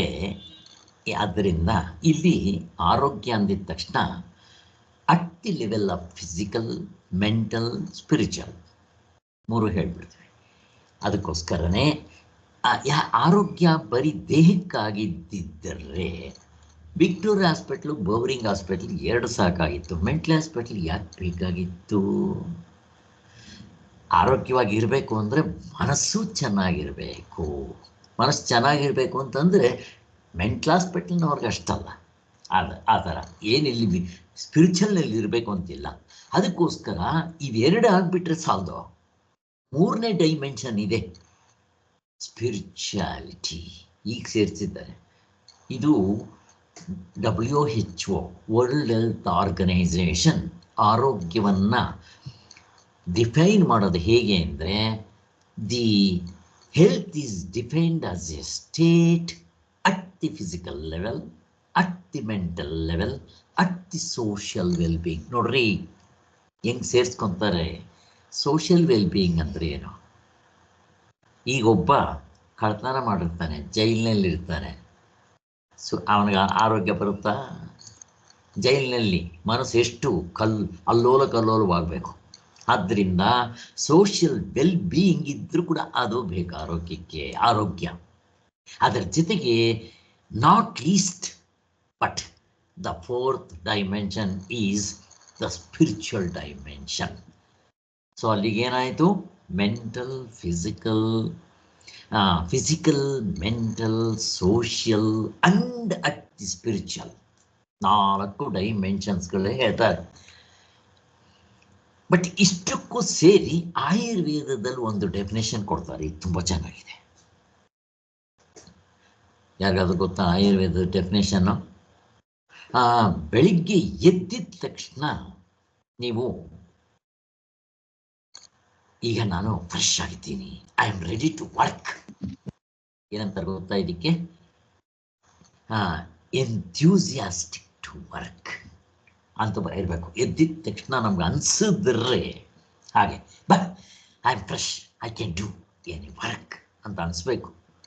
ಇನ್ನು ಕೆಲವರಿಗೆ ಎದ್ದಿದ ತಕ್ಷಣ ಬೆಳಿಗ್ಗೆ ಯಾಕಾಯಿತು, ಯಾವನೋ ಅಂಗಡಿಗೆ ಯಾವನ ಹೋಗೋನು, ಅಲ್ಲಿಗೆ ಯಾವನ ಹೋಗೋನು, ಯಾವನಿಗೆ ಬೇಕು ಅಂತ ಇರ್ತಾರೆ. ತಮೋ ಗುಣ, ರಜೋಗುಣ. ತಮೋ ಗುಣ ಇರೋರು ಹಂಗೆ, ರಜೋಗುಣ ಇರೋರು ಮಾಡ್ತಾರೆ. ಬಟ್ ನಾನು ಅಹಂಕಾರ ಇಟ್ಕೊಂಡು ನನಗೆ ನಾನು ಹೊಗಳಬೇಕು ಇರಲಿ. ಅಲ್ಲಿಗೆ ಎಂಥ್ಯೂಸಿಯಾಸ್ಟಿಕ್ ಟು ವರ್ಕ್. ಎದ್ದಿದ್ದ ನೀವು ಚೆಕ್ ಮಾಡ್ಕೊಳ್ರಿ ಪ್ರತಿದಿನ, ಎಲ್ಲರೂ ಅವರವರೇ ಮಾಡ್ಕೋಬೋದು. 2ನೇದು ಕಂಪ್ಯಾಷನೇಟ್.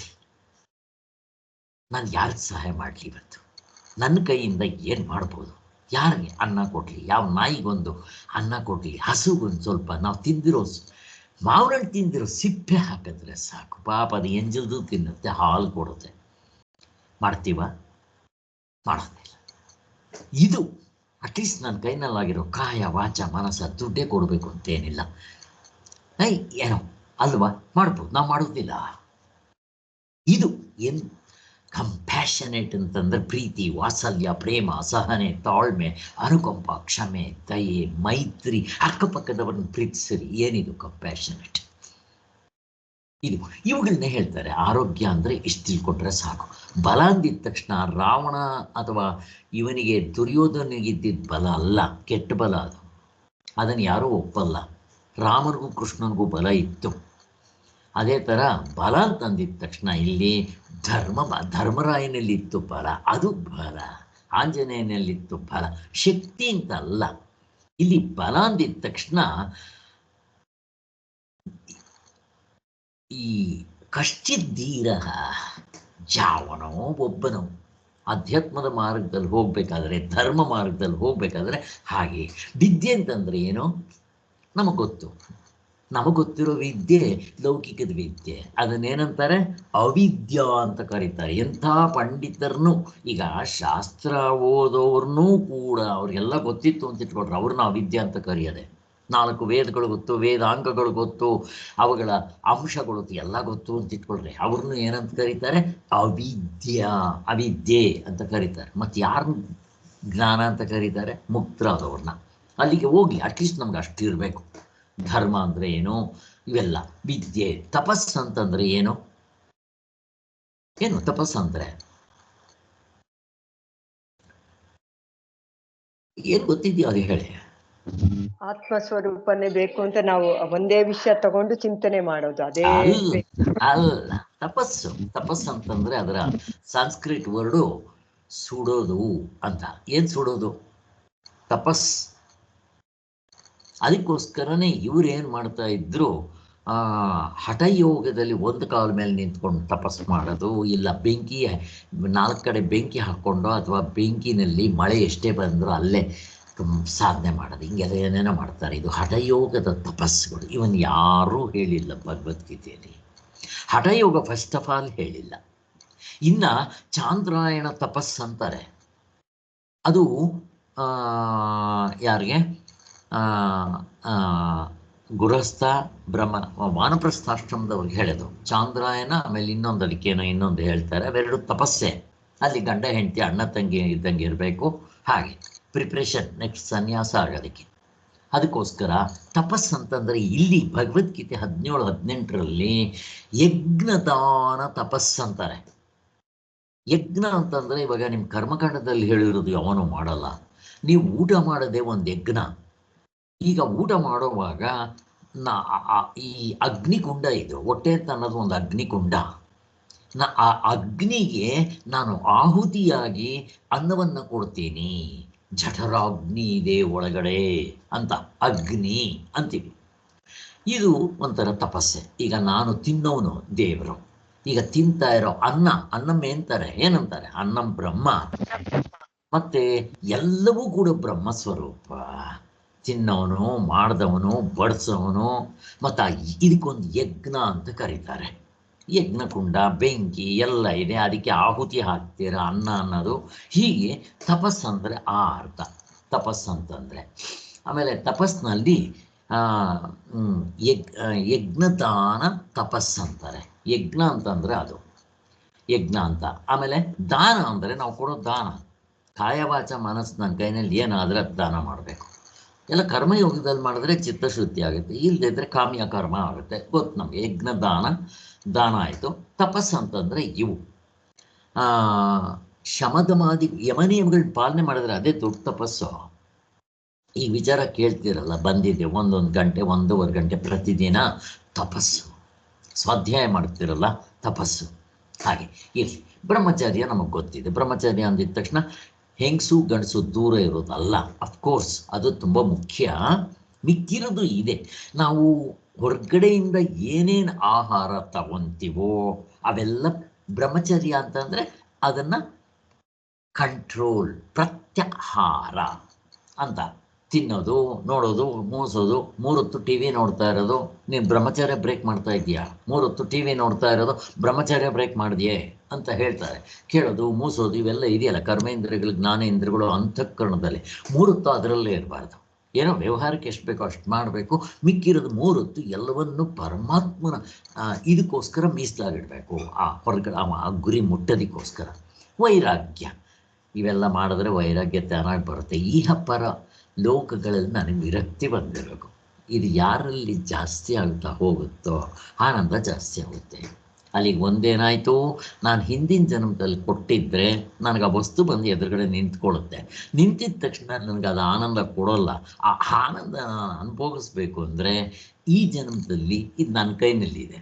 ಇವೆಲ್ಲ ಅಫ್ಕೋರ್ಸ್ ಹಿಂದೆ ಇದ್ರೂ ಇರ್ಬೋದು. ಈಗ ರಮಣ ಮಹರ್ಷಿಗಳು ಇವೆಲ್ಲ ಇಲ್ಲೇನು ಬಂದು ಮಾಡಲಿಲ್ಲ, ಮೊದಲೇ ಮಾಡ್ಕೊಂಡ್ಬಿಟ್ಟಿದ್ರು.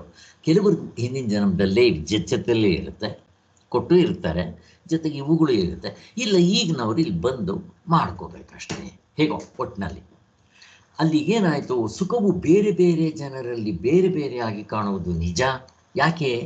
ಆರೋಗ್ಯ, ಫಲ, ವಿದ್ಯೆ, ತಪಸ್ಸು, ಬ್ರಹ್ಮಚರ್ಯ, ವೈರಾಗ್ಯ ಮುಂತಾದವುಗಳು ಹೆಚ್ಚಿದಂತೆಲ್ಲ ಸುಖವು ಹೆಚ್ಚೆಂದು ನಾವು ಭಾವಿಸ್ತೀವಿ. ಅದು ಈಗ ಮನುಷ್ಯ ಲೋಕದಿಂದ ಆ ಪ್ರಜಾಪತಿ ಲೋಕಕ್ಕೆ ಹೋಗೋಷ್ಟೊತ್ತಿಗೆ, ಆ ಬ್ರಹ್ಮಲೋಕಕ್ಕೆ ಹೋಗೋಷ್ಟೊತ್ತಿಗೆ ಅಲ್ಲಿ ಈ ವೈರಾಗ್ಯ, ತಪಸ್ಸು ಇವೆಲ್ಲ ಮಿಗಿಲಿಲ್ಲದಷ್ಟಿರುತ್ತಂತೆ, ಹೈಯೆಸ್ಟ್. ಬಟ್ ಬ್ರಹ್ಮಜ್ಞಾನಿಗಿರೋಷ್ಟು ಇರೋಲ್ಲ. ಯಾಕೆ ಯಾಕೆ ಬ್ರಹ್ಮಲೋಕಕ್ಕೂ ಬ್ರಹ್ಮಜ್ಞಾನಿಗೂ ವ್ಯತ್ಯಾಸ ಏನು? ಪ್ರಶ್ನೆ ಕೇಳ್ತಾ ಇದೆ. ಯಾಕೆ? ಆಗಿಲ್ಲ, ಅವನಲ್ಲೇ ಇದೆ ಆನಂದ ಅಂತ ಕಂಡ್ಕೊಂಡಿರ್ತಾನೆ ಅವನು. ಕರ್ತೃತ್ವ ಭೋಕ್ತೃತ್ವ ಇನ್ನೂ ಇರುತ್ತೆ. ಬ್ರಹ್ಮಲೋಕದಲ್ಲಿ ಇದ್ರೂ ಆ ಕರ್ತೃತ್ವ ಭೋಕ್ತೃತ್ವ ಇರುತ್ತೆ. ಆದ್ದರಿಂದ ಅಷ್ಟೇ, ತಿನ್ನೌಟ್ ಆಗಿರುತ್ತೆ, ಇಲ್ಲ ಅಂತ ಅನ್ನಲಿಲ್ಲ. ಈ ಮುಂತಾದವುಗಳು ಹೆಚ್ಚಿದಂತೆ. ಆದರೆ ಇಂಥ ಸಂದರ್ಭದಲ್ಲಿ ಸುಖದಲ್ಲಿಯೇ ಪರಿಮಾಣ ತಾರತಮ್ಯ ಉಂಟಾಗುವುದೆಂದು ಮಾತ್ರ ತಿಳಿಬಾರ್ದು. ಹಾಗಾದರೆ ಅಲ್ಲಿ 100% ಆನಂದ ಇತ್ತು, ಪ್ರತಿಯೊಬ್ಬರಿಗೂ 100% ಯಾಕೆ ಸಿಗಲಿಲ್ಲ ಅಂತ ಪ್ರಶ್ನೆ ಕೇಳಿದ್ರೆ ಅದಲ್ಲ.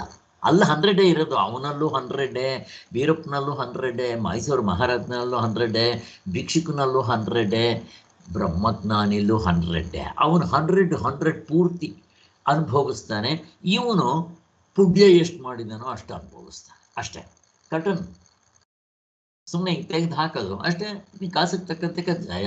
ನೀನು ಈ ಸಾಧನೆಗಳು ಜಾಸ್ತಿ ಮಾಡ್ಕೊಂಡಿದ್ದೀಯಾ ನೋಡ್ರಿ, ಒಂದಕ್ಕೊಂದು ಲಿಂಕ್ ಸಿಗುತ್ತಲ್ಲ, ಇದು ಅಪ್ರಿಷಿಯೇಟ್ ಮಾಡ್ಬೇಕು ನೀವು.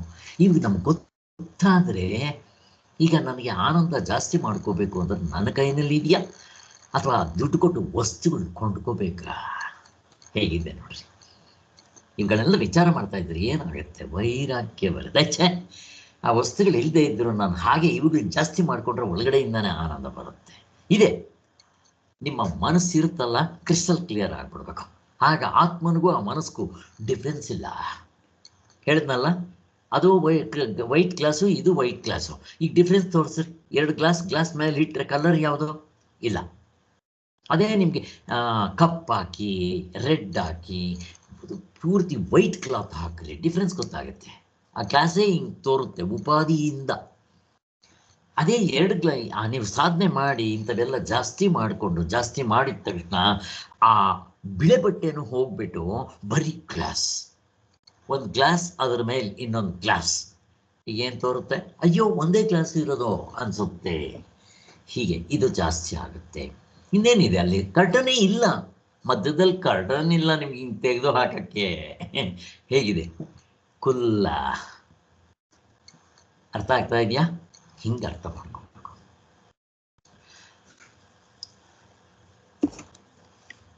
ಮೇಲೆ ಹೇಳಿದಂತೆ ಒಂದೇ ಒಂದಾದ ಆನಂದವು ಆಯಾ ವೃತ್ತಿಯ ಮೂಲಕವಾಗಿ ಹೆಚ್ಚು ಹೆಚ್ಚಾಗಿ ಹೊರತೋರಿಕೊಳ್ಳುತ್ತಿರುತ್ತದೆ. ಕರ್ಟನ್ ಇರೋದಲ್ಲ 100%. ಇದು ಹಿಂಗೆ ತೆಗೆಯುತ್ತೆ ಮುಚ್ಚುತ್ತೆ, ಹಿಂಗೆ ತೆಗೆಯುತ್ತೆ ಮುಚ್ಚುತ್ತೆ. ನಿಮಗೆ ನಾನು ಡೆಮೋ ಮಾಡಿದ್ದಿದ್ದು ಮನಸ್ಸು ಹಿಂಗಿರುತ್ತೆ. ನೀವು ಹೆಂಗೆ ಬೇಕಾದರೂ ಇಟ್ಕೊಳ್ರೆ. ನಿಮಗೆ ಹಿಂಗೆ ತುಂಬ ಇದ್ದಾಗ, ಫಾರ್ ಎಕ್ಸಾಂಪಲ್ ನಿಮ್ಗೆ ಎಷ್ಟೋ ಸಾರಿ ಕೊಟ್ಟಿದ್ದೀನಿ, ಒಂದು ಕಲ್ಯಾಣಿ 12 ಗಂಟೆ ಸೂರ್ಯ ಇದ್ದಾನೆ.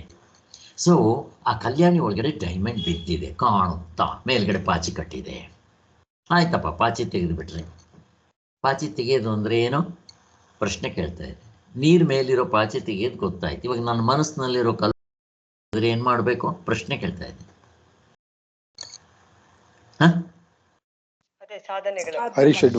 ಅದೇ ಯಾವ ಸಾಧನೆ? ಶಮಾದಮ ಉಪರತಿ ಶ್ರದ್ಧೆ ಕರ್ಮ. First important karma yoga. ಕರ್ಮಯೋಗ ಮಾಡಿದ ತಕ್ಷಣ ಪಾಚಿ ಹೋಗ್ಬಿಡುತ್ತೆ, ಬಟ್ ಪೂರ್ತಿ ಹೋಗಿರಲ್ಲ. ಅದಕ್ಕೆ ಮತ್ತೆ ತಿರ್ಗ ಸಹಕಾರಿ ಸಾಧನೆ ಬರಬೇಕು. ಅದು ಹೋಗ್ಬಿಡುತ್ತೆ. ಈಗ ಫಾರ್ ಎಕ್ಸಾಂಪಲ್ ಪಾಚಿ ಪೂರ್ತಿ ತೆಗೆದೆ ಅಂತ ಇಟ್ಕೊಳ್ರಿ, ಬಟ್ ಅಲ್ಲಿ ವೇವ್ಸ್ ಇರುತ್ತೆ ನೀರಿನಲ್ಲಿ. ವೇವ್ಸ್ ಹಿಂಗೆ ತಿರುಗ್ತಾ ಇರುತ್ತೆ. ಒಂದು ಕಲ್ಲು ಹಾಕಿದ್ರೆ ತಿರುಗುತ್ತೆ ನೋಡ್ರಿ. ಅದರಿಂದ ಏನಾಗುತ್ತೆ, ಮತ್ತೆ ನಿಮಗೆ ಡಿಸ್ಟರ್ಬೆನ್ಸೇ. ಒಳಗಡೆ ಇದಿದೆ ಡೈಮಂಡ್, ನಿಮಗೆ ಕಾಣಿಸೋಲ್ಲ. ಅಲ್ಲಿ ಬ್ಲರ್ ಆಗಿ ಏನೋ ಅಷ್ಟು ಸರಿಯಾಗಿ ಕಾಣೋದಿಲ್ಲ. ಈಗೇನು ಮಾಡಬೇಕು? ಆ ನೀರು ಸುಮ್ಮನೆ ನಿಂತ್ಕೋಬೇಕು. ಅಲೆಗಳಲ್ಲಿ ಬರ್ತಾ ಇದ್ದರೆ ನಿಮ್ಗೇನು ಗೊತ್ತಾಗೋದಿಲ್ಲ. ಅದಕ್ಕೋಸ್ಕರ ಏಕಾಗ್ರತೆ, ಜಪ, ಪರಂಪರಾ ಸಾಧನದಲ್ಲಿ ಕರ್ಮಯೋಗ. ಮತ್ತು ಈಗ ಸಹಕಾರಿ ಸಾಧನೆಯಲ್ಲೂ ಶುದ್ಧಿ ಆಗ್ತಾ ಹೋಗುತ್ತೆ. ಚೆನ್ನಾಗಿ ನಾವು ಇಟ್ಕೋಬೇಕು. ಬರೀ ಕರ್ಮಯೋಗದಿಂದ ಸಾಕಾಗೋದಿಲ್ಲ, ಇದು ಒಂದು ಹಂತದವರೆಗೂ ಮಾಡುತ್ತೆ. ಈವನ್ ಎಲ್ಲ ಸಾಧನೆಗಳು ಶುದ್ಧಿ ಮಾಡ್ತಾ ಹೋಗುತ್ತೆ. ಈವನ್ ಶ್ರವಣ ಮನನ ಧ್ಯಾನ ಇವಾಗ ನೀವು ಕೇಳ್ತಾ ಇದ್ದೀರಲ್ಲ, ನಿಮ್ಮ ಮನಸ್ಸು ಶುದ್ಧಿ ಆಗ್ತಾ ಬರುತ್ತೆ. ಹೀಗೆ ಇವೆಲ್ಲ ಒಟ್ಟಿನಲ್ಲಿ ಶುದ್ಧಿ ಆಗಬೇಕು, ಏಕಾಗ್ರತೆ ಬರಬೇಕು. ಯಾಕೆ ಏಕಾಗ್ರತೆ ಬರಬೇಕು ಪ್ರಶ್ನೆ ಕೇಳ್ತೇವೆ. ಯಾಕೆ ಏಕಾಗ್ರತೆ ಬರಬೇಕು? ತುಂಬಾ ಸೂಕ್ಷ್ಮ, ಅವನ್ನ ನೋಡ್ಕೊಳ್ಳೋದಕ್ಕೆ ಏಕಾಗ್ರತೆ ಬೇಕು. ಆತ್ಮ ತುಂಬಾ ಅತ್ಯಂತ ಸೂಕ್ಷ್ಮ. ಮೈಕ್ರೋಸ್ಕೋಪ್ ನಲ್ಲಿ ನೋಡ್ತೀನಿ ನಾನು. ಒಳಗಡೆ ಇದ್ದಾನೆ, ತುಂಬಾ ಒಳಗಡೆ ಇದ್ದಾನೆ. ನಾನೇ ಆಗಿದ್ದೀನಿ. ಅದು ನೋಡಕ್ ಇನ್ನೊಂದು ವಸ್ತು ಅಲ್ಲ ಅದು. ಅವನಿಗೆ ಕರ್ಮೇಂದ್ರಿಯಗಳಿಲ್ಲ, ಜ್ಞಾನೇಂದ್ರಿಯಗಳಿಲ್ಲ, ಅವನಿಗೆ ಅಂತಃಕರಣ ಇಲ್ಲ. ಆದ್ದರಿಂದ ಅವನಿಗೆ ಯಾವುದಕ್ಕೂ ಎಟ್ಕಲ್ಲ. ಅದರಿಂದ ಸೂಕ್ಷ್ಮ ಅಂತ ಹೇಳೋದು. ಅಮೀಬಾಗ್ ಸೂಕ್ಷ್ಮವೇ, ಮೈಕ್ರೋಸ್ಕೋಪ್ ಸಿಕ್ಬಿಡುತ್ತೆ. ಬಟ್ ಆತ್ಮನ ಅದಕ್ಕೂ ಸಿಗೋಲ್ಲ. ಯಾಕೆ? ಅವನು ಅಪ್ರಮೇಯನು, ಪ್ರಮೇಯಗಳಿಂದ ಸಿಗೋದಿಲ್ಲ. ಅದಕ್ಕೋಸ್ಕರ ಅವನು ಸೂಕ್ಷ್ಮ ಅನ್ನೋದು. ಆದ್ದರಿಂದ ಇಷ್ಟೆಲ್ಲ ಹೇಳ್ತಾರೆ. ಈಗ ನಮ್ಗೆ ಅರ್ಥ ಆಗ್ತಾ ಇದೆ. ಆಯ್ತಪ್ಪ, ನೀವು ಕರ್ಮಯೋಗ ಮಾಡಿದ್ರಿ, ಅಂದರೆ ಪರಂಪರಾ ಸಾಧನ, ಸಹಕಾರಿ ಸಾಧನ ಮಾಡಿದ್ರಿ, ಎಲ್ಲ ಮಾಡಿದ್ರಿ, ನೇರಾದ ಸಾಧನಕ್ಕೆ ಇವಾಗ ಬಂದ್ರಿ. ಆಮೇಲೆ ಸಾಧನ ಚತುಷ್ಟಯ ಇರಬೇಕದು.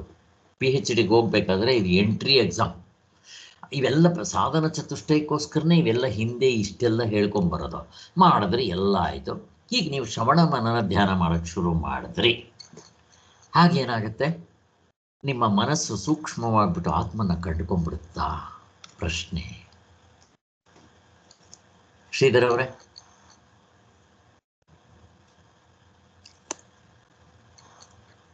ಒಂದು ಆಗತ್ತೆ ಅಂದ್ರೆ ಒಂದು ಪ್ಲಾಟ್ಫಾರ್ಮ್ ಕ್ರಿಯೇಟ್ ಆಗತ್ತೆ. ಆಗೋದಕ್ಕೆ ಒಂದು ಸ್ಟೆಪ್ ಮುಂದಕ್ಕೆ ಹೋಗ್ಬೋದು. ವಸಂತ ಅವರು, ಏನಾಗುತ್ತೆ ನಿಮ್ಗೆ? ಇಷ್ಟೆಲ್ಲ ಸಾಧನೆ ಮಾಡಿಬಿಟ್ರಿ, ಏನಾಗುತ್ತೆ ಇವಾಗ? ಮನಸ್ಸೇ ಆತ್ಮನ ನೋಡ್ಬಿಡುತ್ತಾ? ಮನಸ್ಸೇ ಅದೇ ನಿನ್ನೆ ಮಾತಾಡಿದ್ವಲ್ಲ ಸರ್, ಮನಸ್ಸು ಆತ್ಮನ ನೋಡಕ್ ಹೋಗಿ ಮನಸ್ಸು ತನ್ನನ್ನ ಬಿಟ್ಬಿಡುತ್ತೆ. ಅವಾಗ ಆತ್ಮ ಮನಸ್ಸು ತಾನವನ್ ಬಿಡಬೇಕು. ಆತ್ಮ ಅನಾತ್ಮಗಳ ಕಲಬೆರಕೆ ಆಗಿದೆ. ನೀವು ಅನಾತ್ಮ ಬಿಟ್ರೆ ಸಾಕು, ಆತ್ಮನಾಗಿರ್ತೀರಾ. ನಿಮ್ಮ ಸಾಧನೆ ಎಲ್ಲ ಅನಾತ್ಮನ ಬಿಡೋದಿಕ್ಕೆ. ನೀವು ಎಷ್ಟೇ ಸಾಧನೆ ಮಾಡಿದ ತಕ್ಷಣ ಮನಸ್ಸು ಆತ್ಮನ ಕಂಡ್ಕೊಳಕ್ ಬರೋಲ್ಲ, ಆಗೋದೇ ಇಲ್ಲ. ಮನಸ್ಸು ಕೆಟ್ಕುತ್ತದು, ಆಗೋದಿಲ್ಲ. ಆದ್ದರಿಂದ ಮನಸ್ಸು ತನವನ್ನ ಬಿಡಬೇಕು. ಎಷ್ಟೋ ಸರಿ ಹೇಳಿದೆ. ಆತ್ಮನ ತಿಳ್ಕೊಳ್ಳೋದು ಅಂದರೆ ಆತ್ಮನಾಗಿ ಉಳ್ಕೊಳ್ಳೋದು ಅಷ್ಟೇ. ಉಳ್ಕೊಳ್ಳೋದೇ ಅಲ್ಲ, ತಿಳ್ಕೊಳ್ಳೋ ಪ್ರಶ್ನೆ ಇಲ್ಲ. ನಾನು ನಿಮ್ಮನ್ನು ತಿಳ್ಕೊಬೋದು, ಅಥವಾ ಒಬ್ಬ ಗಂಡು ಹೆಣ್ಣನ್ನು ಹೋಗಿ ತಿಳ್ಕೊಂಡು ಮದುವೆ ಮಾಡ್ಕೋಬೋದು. ಇಲ್ಲ, ಹಂಗಾಗೋದಿಲ್ಲ. ತಿಳ್ಕೊಳ್ಳೋದು ಅಂದರೆ ಉಳ್ಕೊಳ್ಳೋದು. ಅದಾಗಿ ಉಳ್ಕೋಬೇಕು ನಾವು. ಉಳ್ಕೊಳ್ಳೋದು ಅಂತಂದರೆ ಅನಾತ್ಮದಲ್ಲಿರೋ ಅಟ್ಯಾಚ್ಮೆಂಟ್ ಬಿಟ್ಟರೆ ಆತ್ಮನಾಗಿ ಉಳ್ಕೊತೀವಿ. ಇದು ಚೆನ್ನಾಗಿ ಅರ್ಥ ಮಾಡ್ಕೋಬೇಕು. ಇರಲಿ, ಅಲ್ಲಿಗೆ ಇವಿಷ್ಟೆಲ್ಲ ಆಯಿತು. ಶ್ರುತಿಯು ಈತನೇ ಜೀವನನ್ನ ಆನಂದಗೊಳಿಸುತ್ತಾನೆ ಅಂತ ಕೂಡ ಹೇಳ್ತಾ ಇದೆ. ಶ್ರುತಿ ಕೂಡ ಏನು ಹೇಳ್ತಾ ಇದೆ? ಈತನೇ ಜೀವರನ್ನ ಆನಂದಗೊಳಿಸುತ್ತಾನೆ ಅಂತ. ಯಾರನ್ನ ಆನಂದಗೊಳಿಸ್ತಾನೆ? ಪ್ರಶ್ನೆ. ಆತ್ಮನು ಜೀವರನ್ನ ಆನಂದಗೊಳಿಸ್ತಾ ಇದ್ದಾನೆ ಅಂತ. ಈ ಆನಂದದ ಅಂಶಗಳನ್ನೇ ಆಶ್ರಯಿಸಿಕೊಂಡು ಮಿಕ್ಕ ಪ್ರಾಣಿಗಳು ಬಾಳುತ್ತಿವೆ. ಇದರರ್ಥ ಏನು? ಈ ಆನಂದದ ಅಂಶಗಳನ್ನೇ ಆಶ್ರಯಿಸಿಕೊಂಡು ಮಿಕ್ಕ ಪ್ರಾಣಿಗಳು ಬಾಳುತ್ತಿವೆ. ಇಲ್ಲಿ ಮಿಕ್ಕ ಪ್ರಾಣಿಗಳು ಅಂದ್ರೆ ಯಾರ್ಯಾರು? ಪ್ರಶ್ನೆ. 4 ಕಾಲಿನ ಪ್ರಾಣಿಗಳು, ಮನುಷ್ಯರು, ದೇವತೆಗಳು, ಎಲ್ಲ ರಾಕ್ಷಸರು, ಯಕ್ಷರು, ಕಿನ್ನರರು, ಮತ್ತೆ ಪಶು ಪಕ್ಷಿಗಳು, ಎಲ್ಲಾವುದು, ಕೀಟಗಳು, ಎಲ್ಲಾವುದೂ ಅಷ್ಟೇ ಆನಂದದಲ್ಲೇ ಜೀವಿಸ್ತಾ ಇರೋದು. ಅರ್ಧ ಡಜನ್ ಹೇಳ್ಬಿಡ್ರಿ ಅಷ್ಟೇ. ಅವಸ್ಥೆ ಒಳಗಡೆ ಇರೋ ಅರ್ಧ ಡಜನ್ ಮುಗಿದೋಯ್ತು.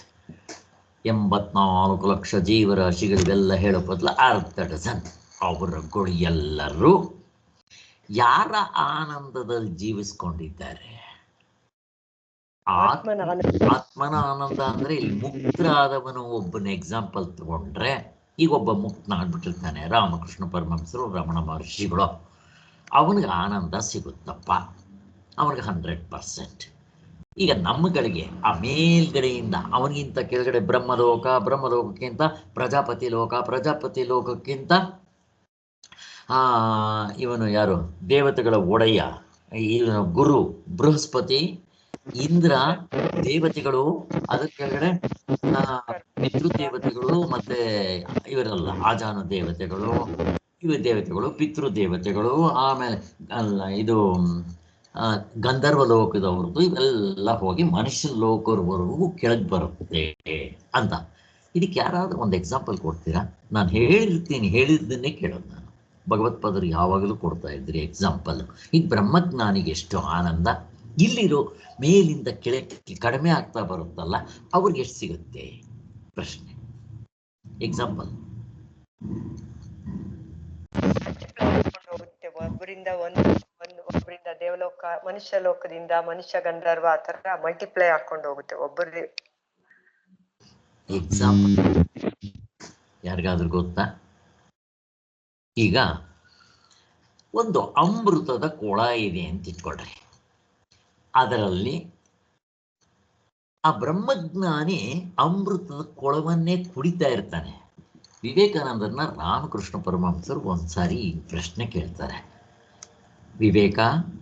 ವಿವೇಕಾನಂದ ಅಲ್ಲ, ನರೇಂದ್ರ. ಅವಾಗ ಇನ್ನು ನರೇಂದ್ರ, ನಿನ್ಗೆ ಅಕಸ್ಮಾತ್ ಒಂದು ಅಮೃತದ ಇದು ಸಿಕ್ಕಿದ್ರೆ, ಕೆರೆ ಸಿಕ್ತು ಅಂತ ಇಟ್ಕೋ, ಅಥವಾ ನದಿ ಸಿಕ್ತು ಅಂತ ಇಟ್ಕೋ, ಹೆಂಗೆ ಕುಡಿತೀಯ ಅಂತ. ವಿವೇಕಾನಂದ್ರ ಹಿಂಗೆ ಕೈನಲ್ಲಿ ತಗೊಂಡು ಕುಡಿತೀನಿ ಅಂದ್ರಂತೆ. ಯಾಕೆ? ಅದರಲ್ಲೇ ಮುಳುಗಿದ್ರೆ ಸಾಯ್ತೀವ, ಅಮೃತದಲ್ಲಿ ಸಾಯೋ ಪ್ರಶ್ನೆನೇ ಇಲ್ವಲ್ಲ ಅಂತ. ಅದರ ಅರ್ಥ ಹಾಗೆ ಬ್ರಹ್ಮಜ್ಞಾನಿಗೆ ಪೂರ್ತಿ ಸಿಕ್ಕಿರುತ್ತೆ. ಈಗ ನಮಗಳಿಗೆ ಮೇಲಿಂದ ಕೆಳಗವರೆಗೂ ಕಡಿಮೆ ಆಗ್ತಾ ಬಂದರೆ ಅದಕ್ಕೆ ಎಕ್ಸಾಂಪಲ್ ಹೇಗೆ ಕೊಡ್ತಾರೆ ಭಗವತ್ಪಾದರು? ಇಲ್ಲ ಸ್ವಾಮಿಗಳು ಕೊಟ್ಟಿರ್ತಾರೆ. ಆ ಸ್ವಾಮಿಗಳೇನು ಹೇಳೋದು ಅಂತಂದರೆ, ಈಗ ಫಾರ್ ಎಕ್ಸಾಂಪಲ್ಲು ನೀವು ಅಮೃತದಕ್ಕೆ, ಅವನು ಬ್ರಹ್ಮಜ್ಞಾನಿ ಅದನ್ನೇ ಕುಡಿತಾ ಇರ್ತಾನೆ, ಅವನಿಗೇನಿಲ್ಲ, ಅವನು ಕುಡಿಯೋದು ಏನು ಬಂತು, ಮಣ್ಣು ಅವನೇ ಅದು. ಅದರಿಂದ ಅವನು ಒಂದು ನಿಮ್ಗೆ ಎಕ್ಸಾಂಪಲ್ ಕೊಡೋದಕ್ಕೆ ಒಂದು ಅಮೃತದ ಕೆರೆ ಇದೆ, ಅವನು ಅದನ್ನೇ ಕುಡಿತಾ ಇರ್ತಾನೆ ಅಂತ ಇಟ್ಕೊಳ್ರಿ. ಇವ್ರಿಗೇನು, ಈಗ ನಾನು ಒಂದು ಕೈ ಬೆರಳನ್ನ ಅದರ ಒಳಗಡೆ ಅದ್ದಿ, ಈ ಡಾಕ್ಟ್ರುಗಳು ಥರ್ಮಾಮೀಟ್ರ್ ಒದರ್ತಾರಲ್ಲ, ಒದರು ಬಿಟ್ಟು ನಾವು ಜುಬ್ಕೊಂಡ್ರೆ ಎಷ್ಟು ಸಿಗುತ್ತೋ ಅಷ್ಟು ಸಿಗುತ್ತಂತೆ ಮೇಲಿಂದ ಕೆಳಗವರೆಗೂ. ನಮ್ಗೆ ಅರ್ಥ ಆಗೋದಕ್ಕೋಸ್ಕರ ಹೇಳಿದ್ದು. ಅಲ್ಲಿಗೆ ಆನಂದದ ಅಂಶಗಳನ್ನೇ ಆಶ್ರಯಿಸಿಕೊಂಡು ಮಿಕ್ಕ ಪ್ರಾಣಿಗಳು ಬಾಳ್ತಾ ಇವೆ. ಅಲ್ಲಿಗೆ ಇವಾಗ ಅದು ಕಂಪ್ಲೀಟ್ ಆಯಿತು. ನೆಕ್ಸ್ಟ್ 146. ಸುಖದಲ್ಲಿ ತೋರುವ ತಾರತಮ್ಯವೂ ಮಾಯಿಕ ಅಂತಾರೆ. ಹೀಗಂದ್ರೆ ಏನು? ಅಥವಾ ನಾನು ಈ ಸುಖದಲ್ಲಿ ತೋರ್ತಾ ಇದೆಯಲ್ಲ, ಫಾರ್ ಎಕ್ಸಾಂಪಲ್ ಪ್ರಾತಿಭಾಸಿಕ ಸುಖ, ವ್ಯಾವಹಾರಿಕ ಸುಖ, ಇದೆಲ್ಲ ಏನು ಅಂತ ಮಾಯಿಕ ಅಂತಾರೆ. ಏನದರರ್ಥ? ಮಾಯೆ ಬರೀ ತೋರ್ತಾ ಇದೆ ಅಷ್ಟೇ, ನಿಜವಾದ ಸುಖ ಅಲ್ಲ ಅದು ಅಂತ. ಎಲ್ಲಿಂದ ಬರ್ತಾ ಇದೆ ಹಾಗಾದ್ರೆ? ನಮಗೆ ಸುಖ ತೋರ್ತಾ ಇದೆ, ವಸ್ತುಗಳಲ್ಲಿ ತೋರ್ತಾ ಇದೆ, ಅದು ಸತ್ಯ ಅಲ್ಲ ಅಂತ ಹೇಳ್ತಾ ಇದ್ದಾರೆ. ಆತ್ಮನ ಸುಖ, ಸ್ವಂತ ಆನಂದನೇ ಸತ್ಯವಾಗಿರೋದು. ನಾವು ಇವಾಗ ಅನುಭವಿಸ್ತಾ ಇರೋದು ಅದು ಮಾಯಿಕ ಅಂತ. ಆದ್ದರಿಂದ ಎಲ್ಲಿಂದ ಬರ್ತಾ ಇದೆ ಅಂದ್ರೆ, ಹಿಂದೆಗಡೆ ಆತ್ಮನಿಂದಲೇ ಬರ್ತಾ ಇದೆ. ಪ್ರತಿಯೊಬ್ಬರಿಗೂ ಕರೆಂಟು KEB ಇಂದ ಬರುತ್ತೆ. KEBಗೆ ಎಲ್ಲಿಂದ ಬರುತ್ತೆ? ಶಿವ ಸಮುದ್ರ, ಶಿವನ ಸಮುದ್ರ, ಅಲ್ಲಿ ಶಿವನೇ ಬೇಕು. ಆದ್ದರಿಂದ ಹೀಗೆ ಸಾಕ್ಷಿ ಚೈತನ್ಯವು ಬೇರೆ, ಅದಕ್ಕೆ ವಿಷಯವಾಗಿರುವ ಅವಸ್ಥೆ ಬೇರೆ. ಅವಸ್ಥೆಗಳಲ್ಲಿ ನಾನು ಮಿಕ್ಕದ್ದು ಎಂಬ ವಿಭಾಗವಿದೆ. ಬೇರೆ ಬೇರೆ ವಿಷಯಗಳಿಂದ ಬೇರೆ ಬೇರೆ ಪ್ರಮಾಣದ ಸುಖವಾಗುವುದು ಕಂಡು ಬರುತ್ತಿದೆ. ಇಷ್ಟು ನೋಡ್ರಿ. ಈಗ ಸಾಕ್ಷಿ ಚೈತನ್ಯವು ಬೇರೆ ಇದೆ, ನಾವು ಮಾಡ್ಕೊಂಡ್ಬಿಡ್ತೀವಿ. ಈ ಗಾಢ ನಿದ್ರೆಯಲ್ಲಿ ಸಾಕ್ಷಿ ಚೈತನ್ಯ ಇರುತ್ತೆ, ನಮ್ಗೆ ಇಲ್ಲಿ ಎಚ್ಚರದಲ್ಲಿ ನೋಡ್ಕೊಳಕ್ ಬರಲ್ಲ. ಅದಕ್ಕೆ ಸಾಕ್ಷಿ ಚೈತನ್ಯ ಅಂದ್ರೆ ಗಾಢ ನಿದ್ರೆ ಹೋಗ್ತಿರ್ತೀವಿ ಸ್ವಾಮಿ ಅಂತ. ಹಾಗೆ ದುಡ್ಡು ತರಬೇಕು ಅಂದ್ರೆ ಬೀರು ಬಾಗಿಲು ತರ್ತೀವಿ ಅಂತಾರಲ್ಲ, ಹಾಗೆ ಸಾಕ್ಷಿ ಚೈತನ್ಯವು ಬೇರೆ, ಅದಕ್ಕೆ ವಿಷಯವಾಗಿರುವ ಅವಸ್ಥೆ ಬೇರೆ. ಹೀಗಂದ್ರೆ ಏನು? ಪ್ರಶ್ನೆ ಕೇಳ್ತಾ ಇದ್ದೀನಿ. ಯಾರಾದ್ರು ಶ್ರೀಧರ್ ಅವರು, ಕಲ್ಪನಾ? ಈ ಸಿಂಪಲ್ ಆಗಿದೆ, ಅದಕ್ಕೆ ಕೇಳ್ತಾ ಇದ್ದೀನಿ. ಚೈತನ್ಯ ಇದೆ, ಅದಕ್ಕೆ ವಿಷಯವಾಗಿ ಅವಸ್ಥೆಗಳು ತೋರ್ತಾ ಇದೆ ಅಂತ. ಅಲ್ಲಿಗೆ ಸಾಕ್ಷಿ ಚೈತನ್ಯ ಅನ್ನೋದು ಸಬ್ಜೆಕ್ಟು, ಅವಸ್ಥೆ ಅಂತನ್ನೋದು ಆಬ್ಜೆಕ್ಟ್ ಅಂತ ಆಯ್ತು. ಈಗ ಆಬ್ಜೆಕ್ಟ್ ಅವಸ್ಥೆನಲ್ಲಿ ಬೇರೆ ಬೇರೆ ಅವಸ್ಥೆಗಳು ನೋಡ್ರಿ, 3 ಅವಸ್ಥೆಗಳಾಯಿತು: ಎಚ್ಚರ, ಕನಸು, ನಿತ್ಯ. ಅದರಲ್ಲಿ ಈಗ ಒಂದು ಅವಸ್ಥೆಯಲ್ಲಿ ನಾನು ಮಿಕ್ಕದ್ದು ಎಂಬ ವಿಭಾಗವಿದೆ. ಹಾಗಂದ್ರೆ ಏನು ಕಲ್ಪನಾ? ಅವಸ್ಥೆಯಲ್ಲಿ ನಾನು ಮಿಕ್ಕದ್ದು, ಅದರಲ್ಲಿ ಆತ್ಮನೂ ಇದೆ, ಜನಕ ಮಹಾರಾಜನು ಇದ್ದಾನೆ, ಆತ್ಮನೂ ಇದೆ ಅಂತ. ಅಲ್ಲ, ಇನ್ಯಾರಾದ್ರೂ ಹೇಳಿ. ಜನಕ ಮಹಾರಾಜ ಮತ್ತೆ ಪ್ರಪಂಚ, ನಾನು ಪ್ರಪಂಚ. ನನ್ನದು. ಜೀವಪ್ಪ ಮತ್ತೆ ಜೀವಪ್ಪನಿಗಿಂತ ಹೊರಗಡೆ ಇರೋದು ಸಾಕ್ಷಿ ಚೈತನ್ಯ. ಮೊದಲೇ ಹೇಳ್ಬಿಟ್ವಿ ನಾವು, ಸಾಕ್ಷಿ ಚೈತನ್ಯ ಇದೆ, ಅದರಲ್ಲಿ ಅವಸ್ಥೆಗಳಿದೆ, ಅವಸ್ಥೆಯಲ್ಲಿ ಅವಸ್ಥೆಗಳು ಮತ್ತು 13 ಅದು ಕೊನೆಗೆ ಅವಸ್ಥೆಯಲ್ಲಿ ನಾನೂ ಮಿಕ್ಕದ್ದು ಅಂದರೆ ಜೀವಪ್ಪ, ಜೀವಪ್ಪನಿಗಿಂತ ಹೊರಗಡೆ ಇರೋ ವಸ್ತುಗಳು, ಅಲ್ಲಿಗೆ ಸಬ್ಜೆಕ್ಟ್ ಆ್ಯಂಡ್ ಆಬ್ಜೆಕ್ಟ್ ವ್ಯವಹಾರದಲ್ಲಿ ಈ ಬೇರೆ ಬೇರೆ ವಿಷಯಗಳಿಂದ ಬೇರೆ ಬೇರೆ ಪ್ರಮಾಣದ ಸುಖವಾಗುವುದು ಕಂಡು ಬರ್ತಾ ಇದೆ. ಈ ಸುಖ ದುಃಖಗಳ ವಿಭಾಗವಿದೆ ನೋಡ್ರಿ. ನಮಗಿಲ್ಲಿ ಸುಖ ದುಃಖ ದ್ವಂದ್ವಗಳಿದೆ. ಯಾಕೆ ಅಂತ ನಮಗೆ ಚೆನ್ನಾಗಿ ಗೊತ್ತು, ದ್ವೈತ. ಹೀಗೆಲ್ಲ ಅನುಭವದಲ್ಲಿದ್ದರೂ ಆನಂದವು ವಿಷಯವಿಲ್ಲದೆ ಉಂಟಾಗುವುದೆಂದು ಹೇಳಬಹುದೇ? ಇಷ್ಟೆಲ್ಲ ಇದ್ಮೇಲೆ ಆನಂದಕ್ಕೆ ವಿಷಯ ಇಲ್ಲದೆ ತಾನೇ ಸಿಗುತ್ತೆ ಅಂತ ಹೇಳ್ಬೋದೆ? ಹೇಳಕ್ ಬರಲ್ಲ. ಹೇಗಿದೆ ನೋಡ್ರಿ. ಈಗ ನಾನು ನಿಮ್ಮನ್ನು ಪ್ರಶ್ನೆ ಕೇಳ್ತಾ ಇದ್ದೀನಿ, ವಿಷಯಗಳಿಲ್ಲದೆ ಸುಖ ಸಿಗೋಲ್ಲಪ್ಪ, ಏನ್ ಹೇಳ್ತೀರಾ? ಶ್ರೀಧರು, ಕಲ್ಪನಾ, ವಿಷಯಗಳಿಲ್ಲದೆ ಸುಖ ಸಿಗೋಲ್ಲ ಅಂತೀನಿ, ಏನ್ ಹೇಳ್ತೀರಾ? ಹೇಳಿಮ್ಮ ಕಲ್ಪನಾ. ಗಾರ್ಡನ್ ಇದ್ರಲ್ಲಿ ಸಿಗುತ್ತೆ, ಅದಕ್ಕೆ ಮೂಡಿ ಆರುತ್ತೆ. ಗಾರ್ಡನ್ ಇದ್ರೆಯಲ್ಲಿ ಅನುಭವ ಇದು ಸುಖವಾಗಿರುತ್ತೆ, ಏನು ಇರೋಲ್ಲ, ಆರಾಮ. ಇನ್ನು ಅದಾದ ಗಾರ್ಡನ್ ಇದ್ರಲ್ಲಿ ಏನು ಇರಲ್ಲ ಅದನ್ನು ಹೇಳಿದ್ರೆ, ಈಗ ಇನ್ನೊಂದು ಪಾಯಿಂಟ್ ಯಾವುದು? ವಿಷಯಗಳಿಂದ ಸುಖ ಸಿಗ್ತಾ ಇದೆ ಅಂತೀವಿ, ಅದಕ್ಕೇನಂದ್ರಿ? ಅದು ಎಚ್ಚರದಲ್ಲಿ ಸರ್. ಓಕೆ, ಶ್ರೀಧರ್ ಅವರೇ ನೀವೇನೋ ಹೇಳಿದ್ರಲ್ಲ? ಅದೇ ಸರ್, ಅಲ್ಲಿ ಗಾರ್ಡನ್ ಇದ್ದರೆ ಕನ್ನಡಗಳಿಲ್ದಿರೋ ನಮ್ಗೆ ಸುಖ ಸಿಗತ್ತಲ್ವಾ? ಅದರಿಂದ ವಿಷಯಗಳಿಲ್ಲದೆ ಸುಖ ಸಿಗುತ್ತೆ ಅನ್ನೋದು ನಮಗೆ ಸ್ಪಷ್ಟವಾಗಿ ಅರ್ಥ ಆಯ್ತು. ಈಗ ಗಾರ್ಡನ್ ಇದ್ರೆ ಅನುಭವವನ್ನು ಪಕ್ಕಕ್ಕೆ ಎತ್ತಿಟ್ಟು, ಈಗ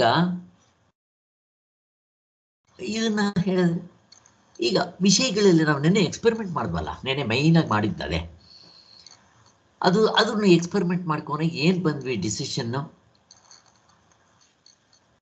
ಏನ್ ಬಂತು ಕೊನೆಗೆ ಡಿಸಿಷನ್ ನಮ್ಗೆ? ವಿಷಯಗಳಲ್ಲಿ ಇಲ್ಲ ಸುಖ, ಆತ್ಮನಲ್ಲೇ ಇಂದ್ರಿಯಗಳಲ್ಲಿಲ್ಲ, ಮನಸ್ಸಿನಲ್ಲಿಲ್ಲ ಅಂತ ಚೆನ್ನಾಗಿ ಎಕ್ಸ್ಪೆರಿಮೆಂಟ್ ಮಾಡಿದ್ವಿ. ಎಕ್ಸ್ಪೆರಿಮೆಂಟ್, ವೆರಿಫಿಕೇಶನ್, ಅಬ್ಸರ್ವೇಷನ್, ಸೈಂಟಿಸ್ಟ್ಗಳು ಮಾಡ್ದಂಗೆ ಮಾಡಿದ್ವಿ ಅಲ್ವಾ? ಅವೆಲ್ಲ ನೋಡಿದ್ದಾಯ್ತು. ಅದಕ್ಕೆ ಅಲ್ಲಿಲ್ಲ, ಆತ್ಮಂದೇ ಅಂತ ಹೇಳಿ ಗಾರ್ಡನ್ ಇದ್ರೆ ಅನುಭವ ನೋಡ್ಕೊಂಡ್ಬಿಟ್ರೆ ರಾಮಬಾಣ ಅನ್ನೋದು ಗೊತ್ತಾಯ್ತು. ಆನಂದವು ವಿಷಯವಲ್ಲದೆ ಉಂಟಾಗುವುದೆಂದು ಹೇಳಬಹುದೇ ಅಂತಂದರೆ ಸುಖವು ಪಾರಮಾರ್ಥ. ಅದಕ್ಕೋಸ್ಕರ ಕರೆಕ್ಟು, ಆತ್ಮನಿಂದಲೇ ಬರ್ತಾ ಇರೋದು. ಸರಿ ಸರ್, ಆತ್ಮನಿಂದ ಬಂದ ಮೇಲೆ ನೀವು ಪಾರಮಾರ್ಥಿಕ ಸುಖ, ವ್ಯಾವಹಾರಿಕ ಸುಖ, ಪ್ರಾತಿಭಾಸಿಕ ಸುಖ ಅಂತ 3 ಬಗೆ ಹೇಳ್ತೀರಲ್ಲ, ಇದು ಹೇಗೆ ವಿರುದ್ಧ ಅಲ್ವಾ? ನೀವು ಒಂದೇ ಆನಂದ ಅಂತೀರ, ಆತ್ಮನಿಂದಲೇ ಬಂದಿರೋದು ಅಂತ ಹೇಳಿದ ಮೇಲೆ ಮತ್ತೆ ಪಾರಮಾರ್ಥಿಕ ಸುಖ, ವ್ಯಾವಹಾರಿಕ ಸುಖ, ಪ್ರಾತಿಭಾಸಿಕ ಸುಖ ಹೇಳ್ತೀರಲ್ಲ, ಯಾಕೆ ಅಂತ ಕೇಳಿದ್ರೆ ಮೊದಲೇ ಫಸ್ಟೇ ನಾವು ಇದನ್ನು ಆನ್ಸರ್ ಮಾಡ್ಕೊಂಡ್ಬಿಟ್ವಿ. ಏನಂತ ಹೇಳ್ತೀರಿ ಇದಕ್ಕೆ?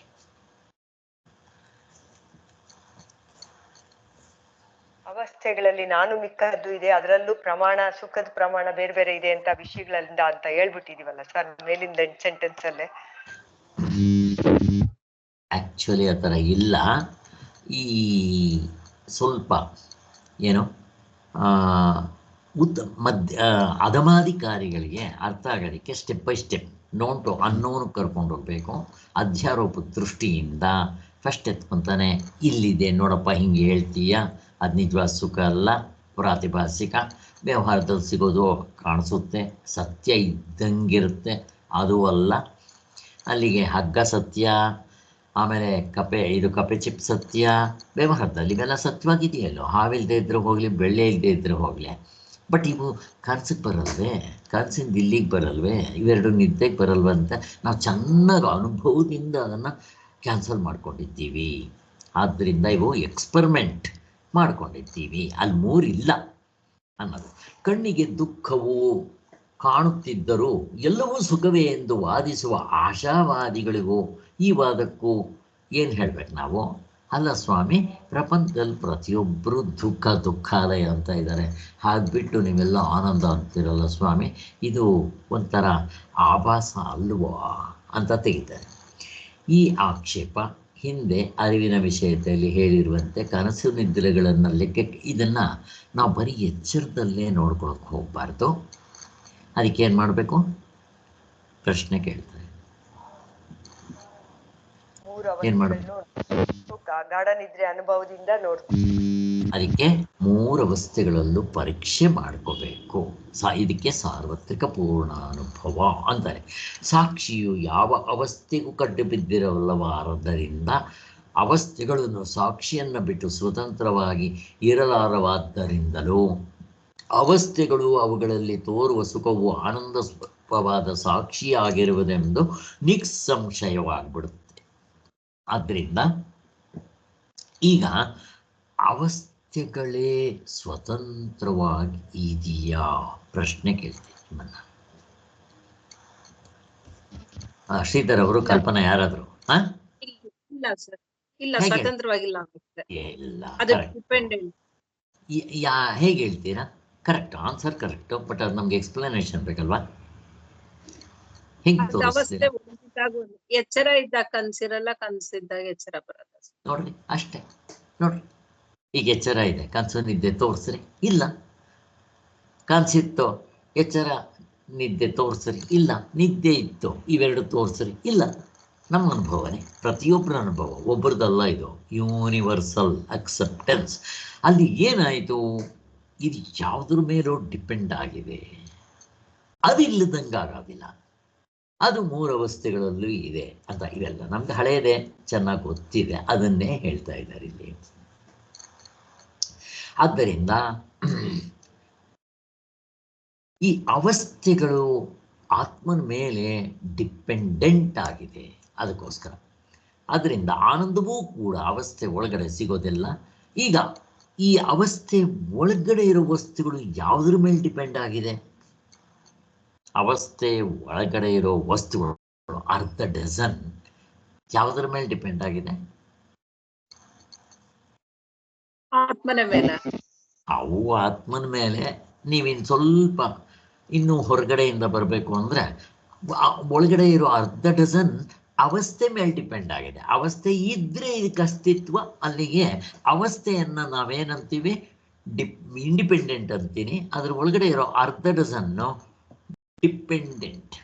ಈಗ ಎಚ್ಚರದ ತೋರ್ಕೊಂಡ್ರೆ ಇವಿರುತ್ತೆ, ಇಲ್ದಿದ್ರು ಇರೋಲ್ಲ. ಆದ್ದರಿಂದ ಇದು ಯಾತ್ರ ಮೇಲೆ ಹಾಗೆ. ಈಗ ಪ್ರಾತಿಭಾಸಿಕ ಹಾವು ಯಾವುದ್ರ ಮೇಲೆ ಡಿಪೆಂಡ್ ಆಗುತ್ತೆ? ಹಗ್ಗದ ಮೇಲೆ. ಹಗ್ಗ ಯಾವುದ್ರ ಮೇಲೆ ಡಿಪೆಂಡ್ ಆಗುತ್ತೆ? ಆತ್ಮನ ಮೇಲೆ. ಇಷ್ಟೇ. ಹೀಗೆ ಒಂದೊಂದಕ್ಕೂ ಡಿಪೆಂಡೆಂಟ್ ಇದ್ದೇ ಇದೆ, ಹಾಗೆ ಅಂತ ಹೇಳ್ತಾ ಇದ್ದಾರೆ. ಆದ್ದರಿಂದ ಅವಸ್ಥೆಗಳಲ್ಲಿ ತೋರುವ ಸುಖವು ಆನಂದ ಸ್ವರೂಪವಾದ ಸಾಕ್ಷಿಯಾಗಿರುವುದೆಂದು ನಮಗೆ 100% ಗ್ಯಾರಂಟಿ ಆಗಿಬಿಡುತ್ತೆ. ಇನ್ನು ಕನಸಿನಲ್ಲಿ ಬಗೆ ಬಗೆಯ ವಿಷಯಗಳಿಂದಾಗುವ ಸುಖ ದುಃಖಗಳು ಅವುಗಳ ಪರಿಮಾಣದಲ್ಲಿ ತಾರತಮ್ಯವು ಕಂಡುಬಂದರೂ ಅಲ್ಲಿ ಈ ಭೋಕ್ತೃ ಭೋಗ ಭೋಗ್ಯವೆಂಬ ತ್ರಿಪುಟಿಯು ಕೇವಲ ತೋರಿಕೆಯಾಗಿರುತ್ತೆ. ಈಗ ಎಚ್ಚರದಲ್ಲಿ ನಮಗೆ ತ್ರಿಪುಟಿ ಹೇಳ್ತಾ ಇರ್ತೀವಿ. ಜ್ಞಾನ ತಗೊಂಡ್ರೆ, ಕರ್ಮ ತಗೊಂಡ್ರೆ, ಅನುಭೋಗ್ಸವಾಗಿ ತಗೊಂಡ್ರೆ ತ್ರಿಪುಟಿ ಇರಲೇಬೇಕು. ಇಲ್ಲಿ ಯಾರಾದರೂ ಹೇಳ್ತೀರಾ ಇದನ್ನು? ಶ್ರೀಧರ್ ಅವರು, ವಸಂತ ಅವರು, ಯಾರಾದರೂ ಒಬ್ಬರು ಹೇಳ್ತೀರಾ? ಇದು ಎಲ್ಲ ಮುಕ್ಕುಪ್ಪೆ ತ್ರಿಪುಟಿ ಆಗ್ತಾ ಇರುತ್ತೆ. ಈ ಜ್ಞಾನ ತಗೊಳ್ರಿ, ಅವು ಹೆಂಗೆ ಹೇಳ್ತೀರಾ ಅದನ್ನು? ಕರ್ಮ ತಗೊಳ್ರಿ ಅಥವಾ ಭೋಕ್ತೃ ತಗೊಳ್ರಿ, ಹೆಂಗೆ ಹೇಳ್ತೀರಾ ಇದನ್ನು? 3 ತ್ರಿಪುಟಿ. ನಾನು ಏನಾದ್ರು ಮೌನ ನೋಡ್ತೀನಿ. ಅಲ್ಲ, ಒಂದ್ ನಿಮಿಷ. ಶ್ರೀಧರ್ ಅವರು ಅಥವಾ ಕಲ್ಪನಾ ಯಾರಾದರೂ ಹೇಳಕ್ ಬರುತ್ತಾ? ಇದು 3 ತ್ರಿಪುಟಿ ಹೇಳ್ಬೇಕು ಅಷ್ಟೇ, ಇನ್ನೇನು ಅಷ್ಟೇನು ಎಕ್ಸ್ಪ್ಲನೇಷನ್ ಏನು ಬೇಡ ನನಗೆ. ಇದು ಮಾವಿನ ಹಣ್ಣು ಅಲ್ಲ, ಅದ್ ಸರಿ. ಆಯ್ತು, ಹೇಳಿಮ್ಮ, ಹೇಳಿ. ಮಾವಿನ ಹಣ್ಣು ಏನು ನೋಡ್ತೀವಿ, ಅದ್ ನಮಗ್ ಬೇಕು ಅನ್ಸುತ್ತೆ, ಹೋಗ್ ತಗೋತೀವಿ, ತಿರ್ಗಾ ತಿಂದ್ರೆ ಅನುಭವಿಸ್ದಂಗ ಆಗುತ್ತೆ. ಅದನ್ನ ತ್ರಿಪುಟಿಯಿಂದ ಆಗ್ಬೇಕು ನನಗೆ. ಜ್ಞಾನ 3ರಿಂದ, ಕರ್ತೃ 3ರಿಂದ, ಅದಕ್ಕೆ ಮುಕ್ಕುಪ್ಪೆ ಅಂತೀವಲ್ಲ, ಅದನ್ನ ಹೇಳಕ್ ಬರುತ್ತಾ ಯಾರಿಗಾದ್ರೂ ನಿಮ್ಮಿಬ್ರಲ್ಲಿ?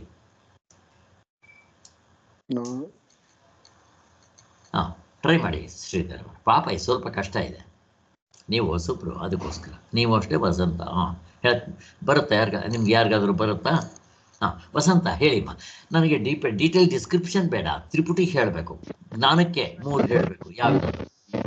ನಾನೇನಾದ್ರು ಒಂದು ವಸ್ತುನ ನೋಡ್ತೀನಿ, ಅವಾಗ ನನ್ಗೆ ಜ್ಞಾನ ಆಗುತ್ತೆ. ಅದು ವಸ್ತು ಜ್ಞಾನ ಮಾಡ್ಕೊಳ್ಳೋದು ಜ್ಞಾತೃ. ಆ ವಸ್ತು ಜ್ಞಾನ, ಆ ತಿಳ್ಕೊಳ್ಳೋದಿರ್ತದಲ್ಲ ಅದು ಜ್ಞೇಯ ಅಂತ. ಮೂರಿದ್ರೇನೆ ನಮ್ಗೆ ವಸ್ತುಗಳ ಜ್ಞಾನ ಆಗೋದು. ಅದೇ ತರ ಭೋಕ್ತೃ, ನಾನು ಅನುಭವಿಸೋನು, ಅದನ್ನ ಅನುಭವಿಸ್ತೀವಲ್ಲ ಅದು ಭೋಗ. ಆ ವಸ್ತುಗಳಿಂದ ಬರುತ್ತಲ್ಲ ಅದು ಭೋಗ್ಯ. 3 ಇರ್ಬೇಕು ಅಲ್ಲೂ.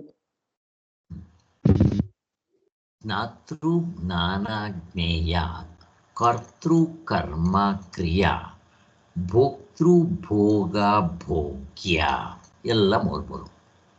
ನಾನು ಈಗ ಜ್ಞಾನ ತಗೊಂಡ್ಬಿಟ್ರೆ ಜ್ಞಾತೃ, ಜೀವಪ್ಪನ್ನ ಜ್ಞಾತೃ ಅಂತ ಕರೀತಾರೆ. ನಾನು ಜ್ಞಾತೃ.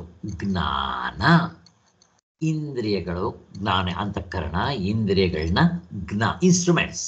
ಜ್ಞಾನ ಜ್ಞೇಯ, ಹೊರಗಡೆ ಇರೋ ವಸ್ತುಗಳಿಗೂ ಮತ್ತು ಇಂದ್ರಿಯಗಳಿಗೆ ಸಂಬಂಧವಾದಾಗ ಆವಾಗ ನನಗೆ ಆ ವಸ್ತು ಇಂಥದ್ದು ಅಂತ ಗೊತ್ತಾಗುತ್ತೆ, ಅದು ಪ್ರತ್ಯಯ ಮೂಡುತ್ತೆ. ಇವೆಲ್ಲ ನಮಗೆ ಗೊತ್ತಿದೆ. ಅಲ್ಲಿಗೆ ಇವೆಲ್ಲ ಏನು ಹೇಳ್ತಾ ಇದ್ದಾರೆ ಅಂದರೆ ಇವು ತ್ರಿಪುಟಿ.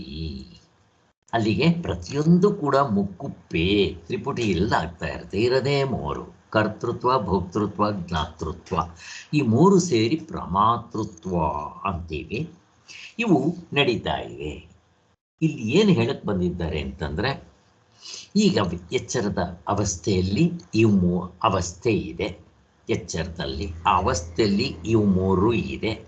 ಕೊನೆಗೆ ಅವಸ್ಥೆಗಳಿಗಿಂತ ಹೊರಗಡೆ, ಅವಸ್ಥೆ ಒಳಗಡೆ ಇಷ್ಟು ಇದೆ. ಜೀವಪ್ಪ ಇವು ತ್ರಿಪುಟಿ ನಡೀತಾ ಇದೆ. ಈ ಅರ್ಧ ಡಜನ್ ಇದೆ. ಇವನಿಗೆ ವ್ಯವಹಾರ ಆಗಬೇಕಾದ್ರೆ ಈ ತ್ರಿಪುಟಿಯಿಂದ ಆಗಬೇಕು. ಹೊರಗಡೆ ವಿಷಯಗಳಿದೆ. ವಿಷಯಗಳು ಯಾವುದು? ಆದಿಭೌತಿಕ, ಆದಿದೈವಿಕ. ವ್ಯವಹಾರ ನಡಿಬೇಕಾದ್ರೆ ಕಾಲ, ದೇಶ, ಕಾರ್ಯಕಾರಣ ಇರಬೇಕು. ಇವು ಇಷ್ಟನ್ನು ಕೂಡ ಸುಳ್ಳು ಅಂತ ಅಂದ್ಬಿಡ್ತಾರೆ. ಹೇಗೆ ಅಂತ ಪ್ರಶ್ನೆ ಅಷ್ಟೇ. ಹೆಂಗೆ ಹೇಳ್ತೀರಾ? ಇಷ್ಟು ಸುಳ್ಳೆ? ಸಿಂಪಲ್. ರಾಮಬಾಣ ಹೇಳ್ಬೇಕು, ನನಗೆ ರಾಮಬಾಣ ತೋರಿಸ್ಬೇಕು. ಒಂದೇ ಆನ್ಸರ್. ಗಾಢನಿದ್ರೆ ಅನುಭವ ಏನು ಇರ್ಲಿಲ್ಲಲ್ಲ ಸರ್ ಅಲ್ಲಿ? ಏನು ಗಾಢನಿದ್ರೆನಲ್ಲಿ ತ್ರಿಪುಟಿ ಏನು ಇರ್ಲಿಲ್ವಲ್ಲ ಸರ್? ಅಲ್ಲ, ಅಲ್ಲಿಗೆ ಹೋಗಿ ಇನ್ನು ಅಲ್ಲಿಗೆ ಹೋಗದೆ ಬೇರೆ ಇನ್ನೇನು ಎಕ್ಸ್ಪ್ಲೇನ್ ಮಾಡಿ ತೋರ್ಸಕ್ ಬರಲ್ವಾ? ಅಲ್ಲ, ನನಗೆ ಇದೇ ತರ ಇರಬೇಕು, ಬಟ್ ಅದು ಸುಳ್ಳು ನನಗೆ ಗೊತ್ತಾಗುತ್ತೆ. ಅದನ್ನ ಹಿಡ್ಕೊಳ್ರಿ ಫಸ್ಟ್. ಯಾವುದು? ಎಚ್ಚರದಿಂದ ಕನಸ್ಕೋದಾಗ ಇದು ಇರೋದಿಲ್ಲ. ಅದಲ್ಲ. ಈಗ ಜಸ್ಟ್ ಎಚ್ಚರ ಬಿಟ್ಬಿಡ್ರಿ. ಕನಸು ಕಾಣ್ತಾ ಇದ್ರಿ, ಅದು ಕನಸಂತ ಕರಿಯಲ್ಲ, ಅದನ್ನು ಎಚ್ಚರ ಅಂತಾನೆ ಕರಿತೀನಿ. ಈಗ ಅಲ್ಲೂ ಕೂಡ ಮಾವನಣ್ಣು ನೋಡಿದ ತಕ್ಷಣ ಅಲ್ಲೂ ಅದನ್ನು ನೀವು ಎಚ್ಚರ ಅಂತ ಕರಿತೀರಾ. ಆ ಎಚ್ಚರದಲ್ಲಿ ಅರ್ಧ ಡಜನ್ ಇತ್ತೋ ಇಲ್ವೋ? ಕಲ್ಪನಾ ಇತ್ತ ಇಲ್ಲಮ್ಮ? ಇತ್ತು ಸರ್, ಇತ್ತು. ಅಲ್ಲಿ ತ್ರಿಪುಟಿ ಇತ್ತು ಇಲ್ವೋ? ಜ್ಞಾತೃತ್ವ, ಕರ್ತೃತ್ವ, ಭೋಕ್ತೃತ್ವ ಇತ್ತು. ಕೊನೆಗೆ ಅದೆಲ್ಲ ಆದ್ಮೇಲೆ ಹೊರಗಡೆ ವಿಷಯಗಳು, ಆದಿ ಭೌತಿಕ, ಆದಿ ದೈವಿಕ, ಕಾಲ, ದೇಶ, ಕಾರ್ಯಕಾರಣ ಭಾವ ಇತ್ತೋ ಇಲ್ವೋ? ಹಿಂಗೆ ಇತ್ತು. ಎಲ್ಲಿವರೆಗೂ ಸತ್ಯ ಅದು? ಎಚ್ಚರ ಸುಳ್ಳಾಗ್ಬಿಡುತ್ತೆ ಅಷ್ಟೇ. ಅದು ಇತ್ತು, ನಾನು ಅದನ್ನು ಸತ್ಯ ಅಂತಾನೆ ಹಿಡ್ಕೊಂಡಿದ್ದೆ. ಎಲ್ಲಿವರೆಗೂ? ಎಚ್ಚರ. ಅದು ಈ ಎಚ್ಚರ ಬಂದಿದ ತಕ್ಷಣ ನಾನೇ ಅದನ್ನ ಯಾವುದು ನಿಜ ಅಲ್ಲ ಅಂತ ಹೊಡೆದಾಕತ್ನ ಇಲ್ವಾ? ಹಾಗೆ ಎಚ್ಚರವನ್ನು ಹೊಡೆದಾಕ. ಇಲ್ಲೂ ಹಾಗೆ ತೋರ್ತಾ ಇದೆ, ಇದು ಸುಮ್ಮನೆ ಸುಳ್ಳೆ ಅಂತ ಹಿಂಗೆ ಹೊಡೆದಾಕ್ಬೇಕು ಅನ್ನೋದಕ್ಕೆ ಆ ಸ್ವಾಮಿಗಳು ಅದನ್ನು ಹೇಳ್ತಾ ಇದ್ದಾರೆ. ಇನ್ನು ನಿದ್ದೆಲ್ಲಂತೂ ಇವು ಎರಡೂ ಇಲ್ಲದೆ ಇದ್ರು ನಾನಿದ್ದೆ. ಯಾರು ಗೊತ್ತಾಯಿತು? ಹೇಗೆ ತಗೊಂಡ್ಬರ್ತಾರೆ ನೋಡ್ರಿ. ಆದ್ದರಿಂದ ಕನಸಿನಲ್ಲಿ ಬಗೆ ಬಗೆಯ ವಿಷಯಗಳಿಂದಾಗುವ ಸುಖ ದುಃಖಗಳು, ಅವುಗಳ ಪರಿಣಾಮದಲ್ಲಿ ತಾರತಮ್ಯವು ಕಂಡು ಬಂದರೂ ಅಲ್ಲೂ ಕೂಡ ಬಿಡಿ ಮತ್ತೆ ಕೇವಲ ತೋರಿಕೆಯಿಂದಾಗಿ ಮಾಯಕ ತೋರಿ ಹಾರದು, ಹುಸಿ ತೋರಿಕೆ. ಹೇಗೆ ಅಂದ್ರೆ ಕನಸನ್ನ ನೋಡ್ಕೊಂಡಿದ ತಕ್ಷಣ ಇಲ್ಲೂ ಹಾಗೆ ಇದೆ, ಅದಕ್ಕೆ ಇದಕ್ಕೆ ಸತ್ಯ ಅಲ್ಲ, ಎಲ್ಲ ಮಾಯಿಕ. ಹೆಡ್ಡಿಂಗ್ ಏನು ನೋಡ್ಬೇಕು ನೀವು, ಇದರ ಹೆಡ್ಡಿಂಗ್ ಏನು ಮರ್ತೋಗ್ಬಿಟ್ಟಿರ್ತೀರಿ ಇವಾಗ ನೀವು. ಸುಖದಲ್ಲಿ ತೋರುವ ತಾರತಮ್ಯವು ಮಾಯಿಕ. ಅಷ್ಟು ಮಾತ್ರ ಅಲ್ಲ, ಆತ್ಮನ್ ಬ್ರಹ್ಮ ಸತ್ಯ ಜಗತ್ತು ಮಿಥ್ಯ ಮಾಯೆ ಅಂತಾರೆ ಅಲ್ವಾ. ಹಾಗೆ ಮಾಯಾಲೋಕ ಅಂತ ಒಂದು ತೆಲುಗು ಪಿಕ್ಚರ್ ಏನೋ ಬಂದಿತ್ತು, ಮಾಯಾ ಬಜಾರ್. ಅದರಲ್ಲಿ ಪೂರ್ತಿ ಎಲ್ಲ ಬಜಾರ್ ಎಲ್ಲ ಇದೆ ಮಾಯಾ ಬಜಾರ್ ಅಂತಂದರೆ. ಆದ್ದರಿಂದ ಎಲ್ಲವೂ ಹುಸಿ ತೋರಿಕೆ ಆಗಿರುತ್ತೆ, ನಾವು ಅದನ್ನು ಸತ್ಯ ಅಂತ ಹಿಡ್ಕೊತೀವಿ. ಅದಕ್ಕೆ ಆನಂದ ಮಾತ್ರ ಅಲ್ಲ, ಪ್ರತಿಯೊಂದೂ ಹುಸಿ ತೋರಿಕೆ. ಅದಕ್ಕೆ ಬ್ರಹ್ಮ ಸತ್ಯ ಜಗತ್ತು ಮಿಥ್ಯ ಅಂತ ಹೇಳೋದಕ್ಕೆ ತಗೊಂಡ್ಬರ್ತಾ ಇದ್ದಾರೆ. ಇಷ್ಟು ಅಲ್ಲಿಗೆ ತೋರಿಕೆಯಿಂದಾಗಿರುತ್ತೆ. ಅಲ್ಲಿ ಈ ತ್ರಿಪುಟಿಯು ನಿಜವಾಗಿ ಇಲ್ಲವೆಂದು ನಾವೆಲ್ಲರೂ ನಂಬಿರುತ್ತೇವೆ. ಆದರೆ ಆಗಲೂ ಇದು ಸಾಕ್ಷಿಯು ಆ ತೋರಿಕೆ ತ್ರಿಪುಟಿಯನ್ನು ನೋಡ್ತಾ ಇರ್ತಾನೆ. ಎಚ್ಚರ ಆಗಲಿ ಕನಸಾಗಲಿ, ಯಾರು ಇದನ್ನೆಲ್ಲ ನೋಡ್ತಾ ಇರೋದು? ಸಾಕ್ಷಿಯೇ ಅಂತ ಹೇಳ್ತಾ ಇದ್ದಾರೆ. ಅಲ್ಲಿಗೆ ಸಾಕ್ಷಿನೇ ಆ ಸಬ್ಜೆಕ್ಟ್, ಮಿಕ್ಕಿರೋದಲ್ಲ ಆಬ್ಜೆಕ್ಟ್ ಅಂತ. ಈಗ ನೋಡ್ರಿ, ಎಚ್ಚರದಲ್ಲಿಯೂ ಹಾಗೆ ಕನಸು ಹೇಳಿದ್ರು, ಕನಸು ನೋಡ್ಕೊಂಡು ಈಗ ಎಚ್ಚರದಲ್ಲಿ ಬಂದರು ಹಾಗೆ ಇದೆ. ಇದನ್ನು ಯಾಕಪ್ಪ ನೀವು ಸತ್ಯ ಅಂತ ಕರೀತಾರ? ಈಗ ಎಚ್ಚರದಲ್ಲಿಯೂ ನಮಗೆ ಸುಖ ದುಃಖ ವಿಭಾಗ ಅಥವಾ ಅರ್ಧ ಡಜನ್, ಅದರಲ್ಲಿ ನಾನು ನನ್ನದು ಜೀವಪ್ಪ ಹೊರಗಡೆದು, ಇವೆಲ್ಲ ಅವಸ್ಥೆಗಳು 3, ಮತ್ತು ಇದರಲ್ಲಿ ತ್ರಿಪುಟಿ 3 ಎಲ್ಲ ಸೇಮ್ ಹಂಗೆ ಇರುತ್ತೆ. ಇದು ಅನುಭವದ ಆಧಾರದಿಂದ ಉಂಟಾಗುವ ತೀರ್ಪಾದ್ದರಿಂದ ನೀವು ಕನಸು ನೋಡ್ಕೊಳ್ರಿ, ಎಚ್ಚರ ನೋಡ್ಕೊಳ್ರಿ, ಇವ್ಯಾವುದೂ ಇಲ್ಲದೆ ನಿದ್ದೆ ನೋಡ್ಕೊಳ್ರಿ, ಇದನ್ನು ಅಲ್ಲಗಳೆಯುವುದು ಯಾರಿಂದನೂ ಆಗೋದಿಲ್ಲ. ಆದ್ದರಿಂದ ನಿರಾಶಯವಾದಿಯು ಕಲ್ಪಿಸುವ ಸುಖವೆಂಬುದು ಹೀಗೆ ನಿಜವಾಗಿ ಸುಖವೇ ಆಗಿರುವುದರಿಂದ ಎಲ್ಲವೂ ಸುಖವೇ ಎಂಬ ಕರೆಕ್ಟಾಗಿದೆ. ನೀವು ಪ್ರಾತಿಭಾಸಿಕ ಸುಖ ಅಂತನ್ರಿ, ಪಾರಮಾರ್ಥಿಕ ಸುಖ ಅಂತನ್ರಿ, ವ್ಯಾವಹಾರಿಕ ಸುಖ, ಪಾರಮಾರ್ಥಿಕ ಸುಖ, ಏನು ಬೇಕಾದರೂ ಹೇಳ್ರಿ, ಎಲ್ಲ ಒಂದೇ ಸುಖವೇ ಗ್ರೆಡೇಷನ್ಸಿಂದ ತೋರ್ತಾ ಇದೆ ಅಂತ ನಮಗೆ ಆಯಿತು. ಅನುಭವವನ್ನು ತೋರಿಸಿ ಕೊಡದೆ, ಇಲ್ಲಿ ನೋಡ್ರಿ, ಈ ಅನುಭವವನ್ನು ತೋರಿಸಿಕೊಡದೆ ಎಚ್ಚರದ ಕಣ್ಣಿನಿಂದಲೇ ನೋಡಿ ಎಲ್ಲವೂ ಸುಖವೆನ್ನುವುದು ಮಾತ್ರ ಒಣತರ್ಕವಾಗುತ್ತೆ. ಹೀಗೆ ಈಗ ಬೈ ಚಾನ್ಸ್ ಎಚ್ಚರ ಕನಸು ತೋರಿಸಲ್ಲ ನಾನು, ಅಲ್ಲ ಕನಸು ನಿದ್ದೆ ನಾನು ತೋರಿಸಲ್ಲ, ಬರೀ ಎಚ್ಚರದಲ್ಲೇ ಇವೆಲ್ಲ ಸುಳ್ಳ್ರಿ, ಏನೇ ಇಲ್ಲ ರೀ, ಬ್ರಹ್ಮ ಸತ್ಯ ಜಗತ್ ಮಿಥ್ಯಾ ಅಂದ್ಬಿಡ್ತೀನಿ. ಯಾವನ ಒಪ್ತಾನೆ? ಯಾಕೆ ಹೇಳ್ತಾ ಇದ್ದಾರೆ ಈ ಪಾಯಿಂಟ್? ಇಲ್ಲಿ ನೇನಾಗೋಯ್ತು, ಇನ್ನೊಂದು ಫೈನಲ್ ಇನ್ನೊಂದು ಕ್ವಶನ್. ಯಾಕೆ ಹೇಳ್ತಾ ಇದ್ದಾರೆ? ಎಚ್ಚರದ ಸೃಷ್ಟಿ ನಾವು ಜಾಸ್ತಿ ಇಟ್ಕೊಂಡಿದೀವಲ್ಲ ಸರ್, ಎಚ್ಚರ ಸತ್ಯ ಅಂತ, ಅದಕ್ಕೆ ಹೇಳ್ತಾ ಇದ್ದಾರೆ ಇದನ್ನ. ತಾರ್ಕಿಕರು, ನೈಯಾಯಿಕರು, ದರ್ಶನಕಾರರು, ಚಾರ್ವಾಕರು ಎಲ್ಲರೂ ಕೂಡ ಎಚ್ಚರವನ್ನು ಸತ್ಯವಾಗಿಟ್ಕೊಂಡು ತರ್ಕ, ಇಂಟಲೆಕ್ಚುಯಲ್ ಜಗ್ಲರಿ ಉಪಯೋಗಿಸಿ ಅವರು ವಿಚಾರ ಮಾಡಕ್ಕೆ ಹೋಗ್ತಾರೆ. ಅವರು ಇದನ್ನು ಹೇಳಿದ್ರು, ಬುದ್ಧಿಸಮ್ನವರು ಹೇಳ್ತಾರೆ ಪ್ರಪಂಚ ಸುಳ್ಳು, ಕನಸು ಸುಳ್ಳು. ಯಾಕೆ? ಎಚ್ಚರಕ್ಕೆ ಬಂದ ಮೇಲೆ ಅಷ್ಟು ಹೇಳ್ತಾರೆ. ಕರೆಕ್ಟ್, ಒಪ್ಕೊತೀವಿ. ಈಗ ನಿನ್ನ ಎಚ್ಚರವನ್ನು ಸುಳ್ಳು ಅಂತೀಯಲ್ಲ, ನಿನಗೇನು ಅಧಿಕಾರ ಇದೆ ಅಂತ ನಾನು ಪ್ರಶ್ನೆ ಕೇಳ್ತೀನಿ. ಹೇಳಿ, ಅವನು ಬುದ್ಧಿಸಮ್ನವನು ಹೇಳಿ. ಈಗ ಕನಸು ಸುಳ್ಳು, ಅದರಿಂದ ಎಚ್ಚರಕ್ಕೆ ಬಂದ ಮೇಲೆ ಕನಸು ಸುಳ್ಳು ಅಂತೀಯ, ಅಗ್ರಿ. ಈಗ ಎಚ್ಚರವನ್ನು ಕೂಡ ಅವನು ಸುಳ್ಳು ಅಂತ ಹೇಳ್ತಾನೆ, ನಿನಗೇನು ಅಧಿಕಾರ ಇದೆಯೋ ಅಂತ ನಾನು ಪ್ರಶ್ನೆ ಕೇಳ್ತೀನಿ. ಅರ್ಥ ಆಯ್ತಾ? ಇದು ಸೂಕ್ಷ್ಮ. ಯಾರಿಗಾದ್ರೂ ಅರ್ಥ ಆಯ್ತಾ? ಇನ್ನೊಂದು ಎಚ್ಚರ, ನಿನ್ ಜ್ಞಾನ ಪಡ್ಕೊಂಡ್ಮೇಲೆ ಇದು ಸುಳ್ಳು ಅಂತ ಹೇಳ್ಬೇಕು ಅಂತ. ನಾವು ಜ್ಞಾನ ಪಡ್ಕೊಳ್ಳೋವರೆಗೂ ಹೋಗಲ್ಲ, ನಿದ್ದೆ ತೋರಿಸಿ ಅಲ್ಲಿ ಆತ್ಮನ್ ತೋರಿಸ್ತೀವಿ, ಅವನು ಶೂನ್ಯ ಅಂತಾನಲ್ವಾ. ನಾವು ಆತ್ಮನ ತೋರಿಸ್ತೀವಿ ನಿದ್ದೆಯಲ್ಲಿ, ಆತ್ಮ ಇದ್ದಾನೆ ಅಂತ ಹೇಳ್ತೀವಿ. ಅವನೇನು ಮಾಡ್ತಾನೆ? ಅಲ್ಲ ಆತ್ಮನೂ ಇಲ್ಲ ಅಂತಾನೆ, ಏನಿಲ್ಲ, ದೇವರಿಲ್ಲ, ಮಣ್ಣಿಲ್ಲ, ಮಸಿ ಇಲ್ಲ, ಶೂನ್ಯ ಅಂತಾನೆ ಅವನು. ನಿನ್ಗೇನು ಅಧಿಕಾರ ಇದೆ? ಇವಾಗ ನಿನ್ಗೆ ಅಧಿಕಾರ ಇಲ್ಲ, ಅದಕ್ಕೆ ನಮ್ಗೆ ಅಧಿಕಾರ ಇದೆ.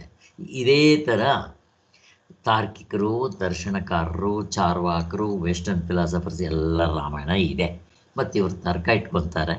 ಆದ್ದರಿಂದ ನಮಗೆ ಇವನು ಅಟ್ಲೀಸ್ಟ್ ಬೇರೆಯವರಿಗಿಂತ ಇವನು ಸ್ವಲ್ಪ ಬೆಟ್ರು. ಯಾರಿಗಿಂತ? ಎಲ್ಲರೂ ಏನು ಮಾಡ್ತಾರೆ, ಬರೀ ಎಚ್ಚರ ದೃಷ್ಟಿ ಇಟ್ಕೊಂಡ್ರೆ ಇವನು ಕನಸನ್ನು ಸೇರಿಸ್ಕೊತಾನೆ, ನಿದ್ದೆ ಬಿಟ್ಬಿಡ್ತಾನೆ. ಬಿಟ್ಟರು ಅಕಸ್ಮಾತ್ ಅವನು ಎಲ್ಲ ಶೂನ್ಯ ಅಂತ ಹೇಳೋವನು.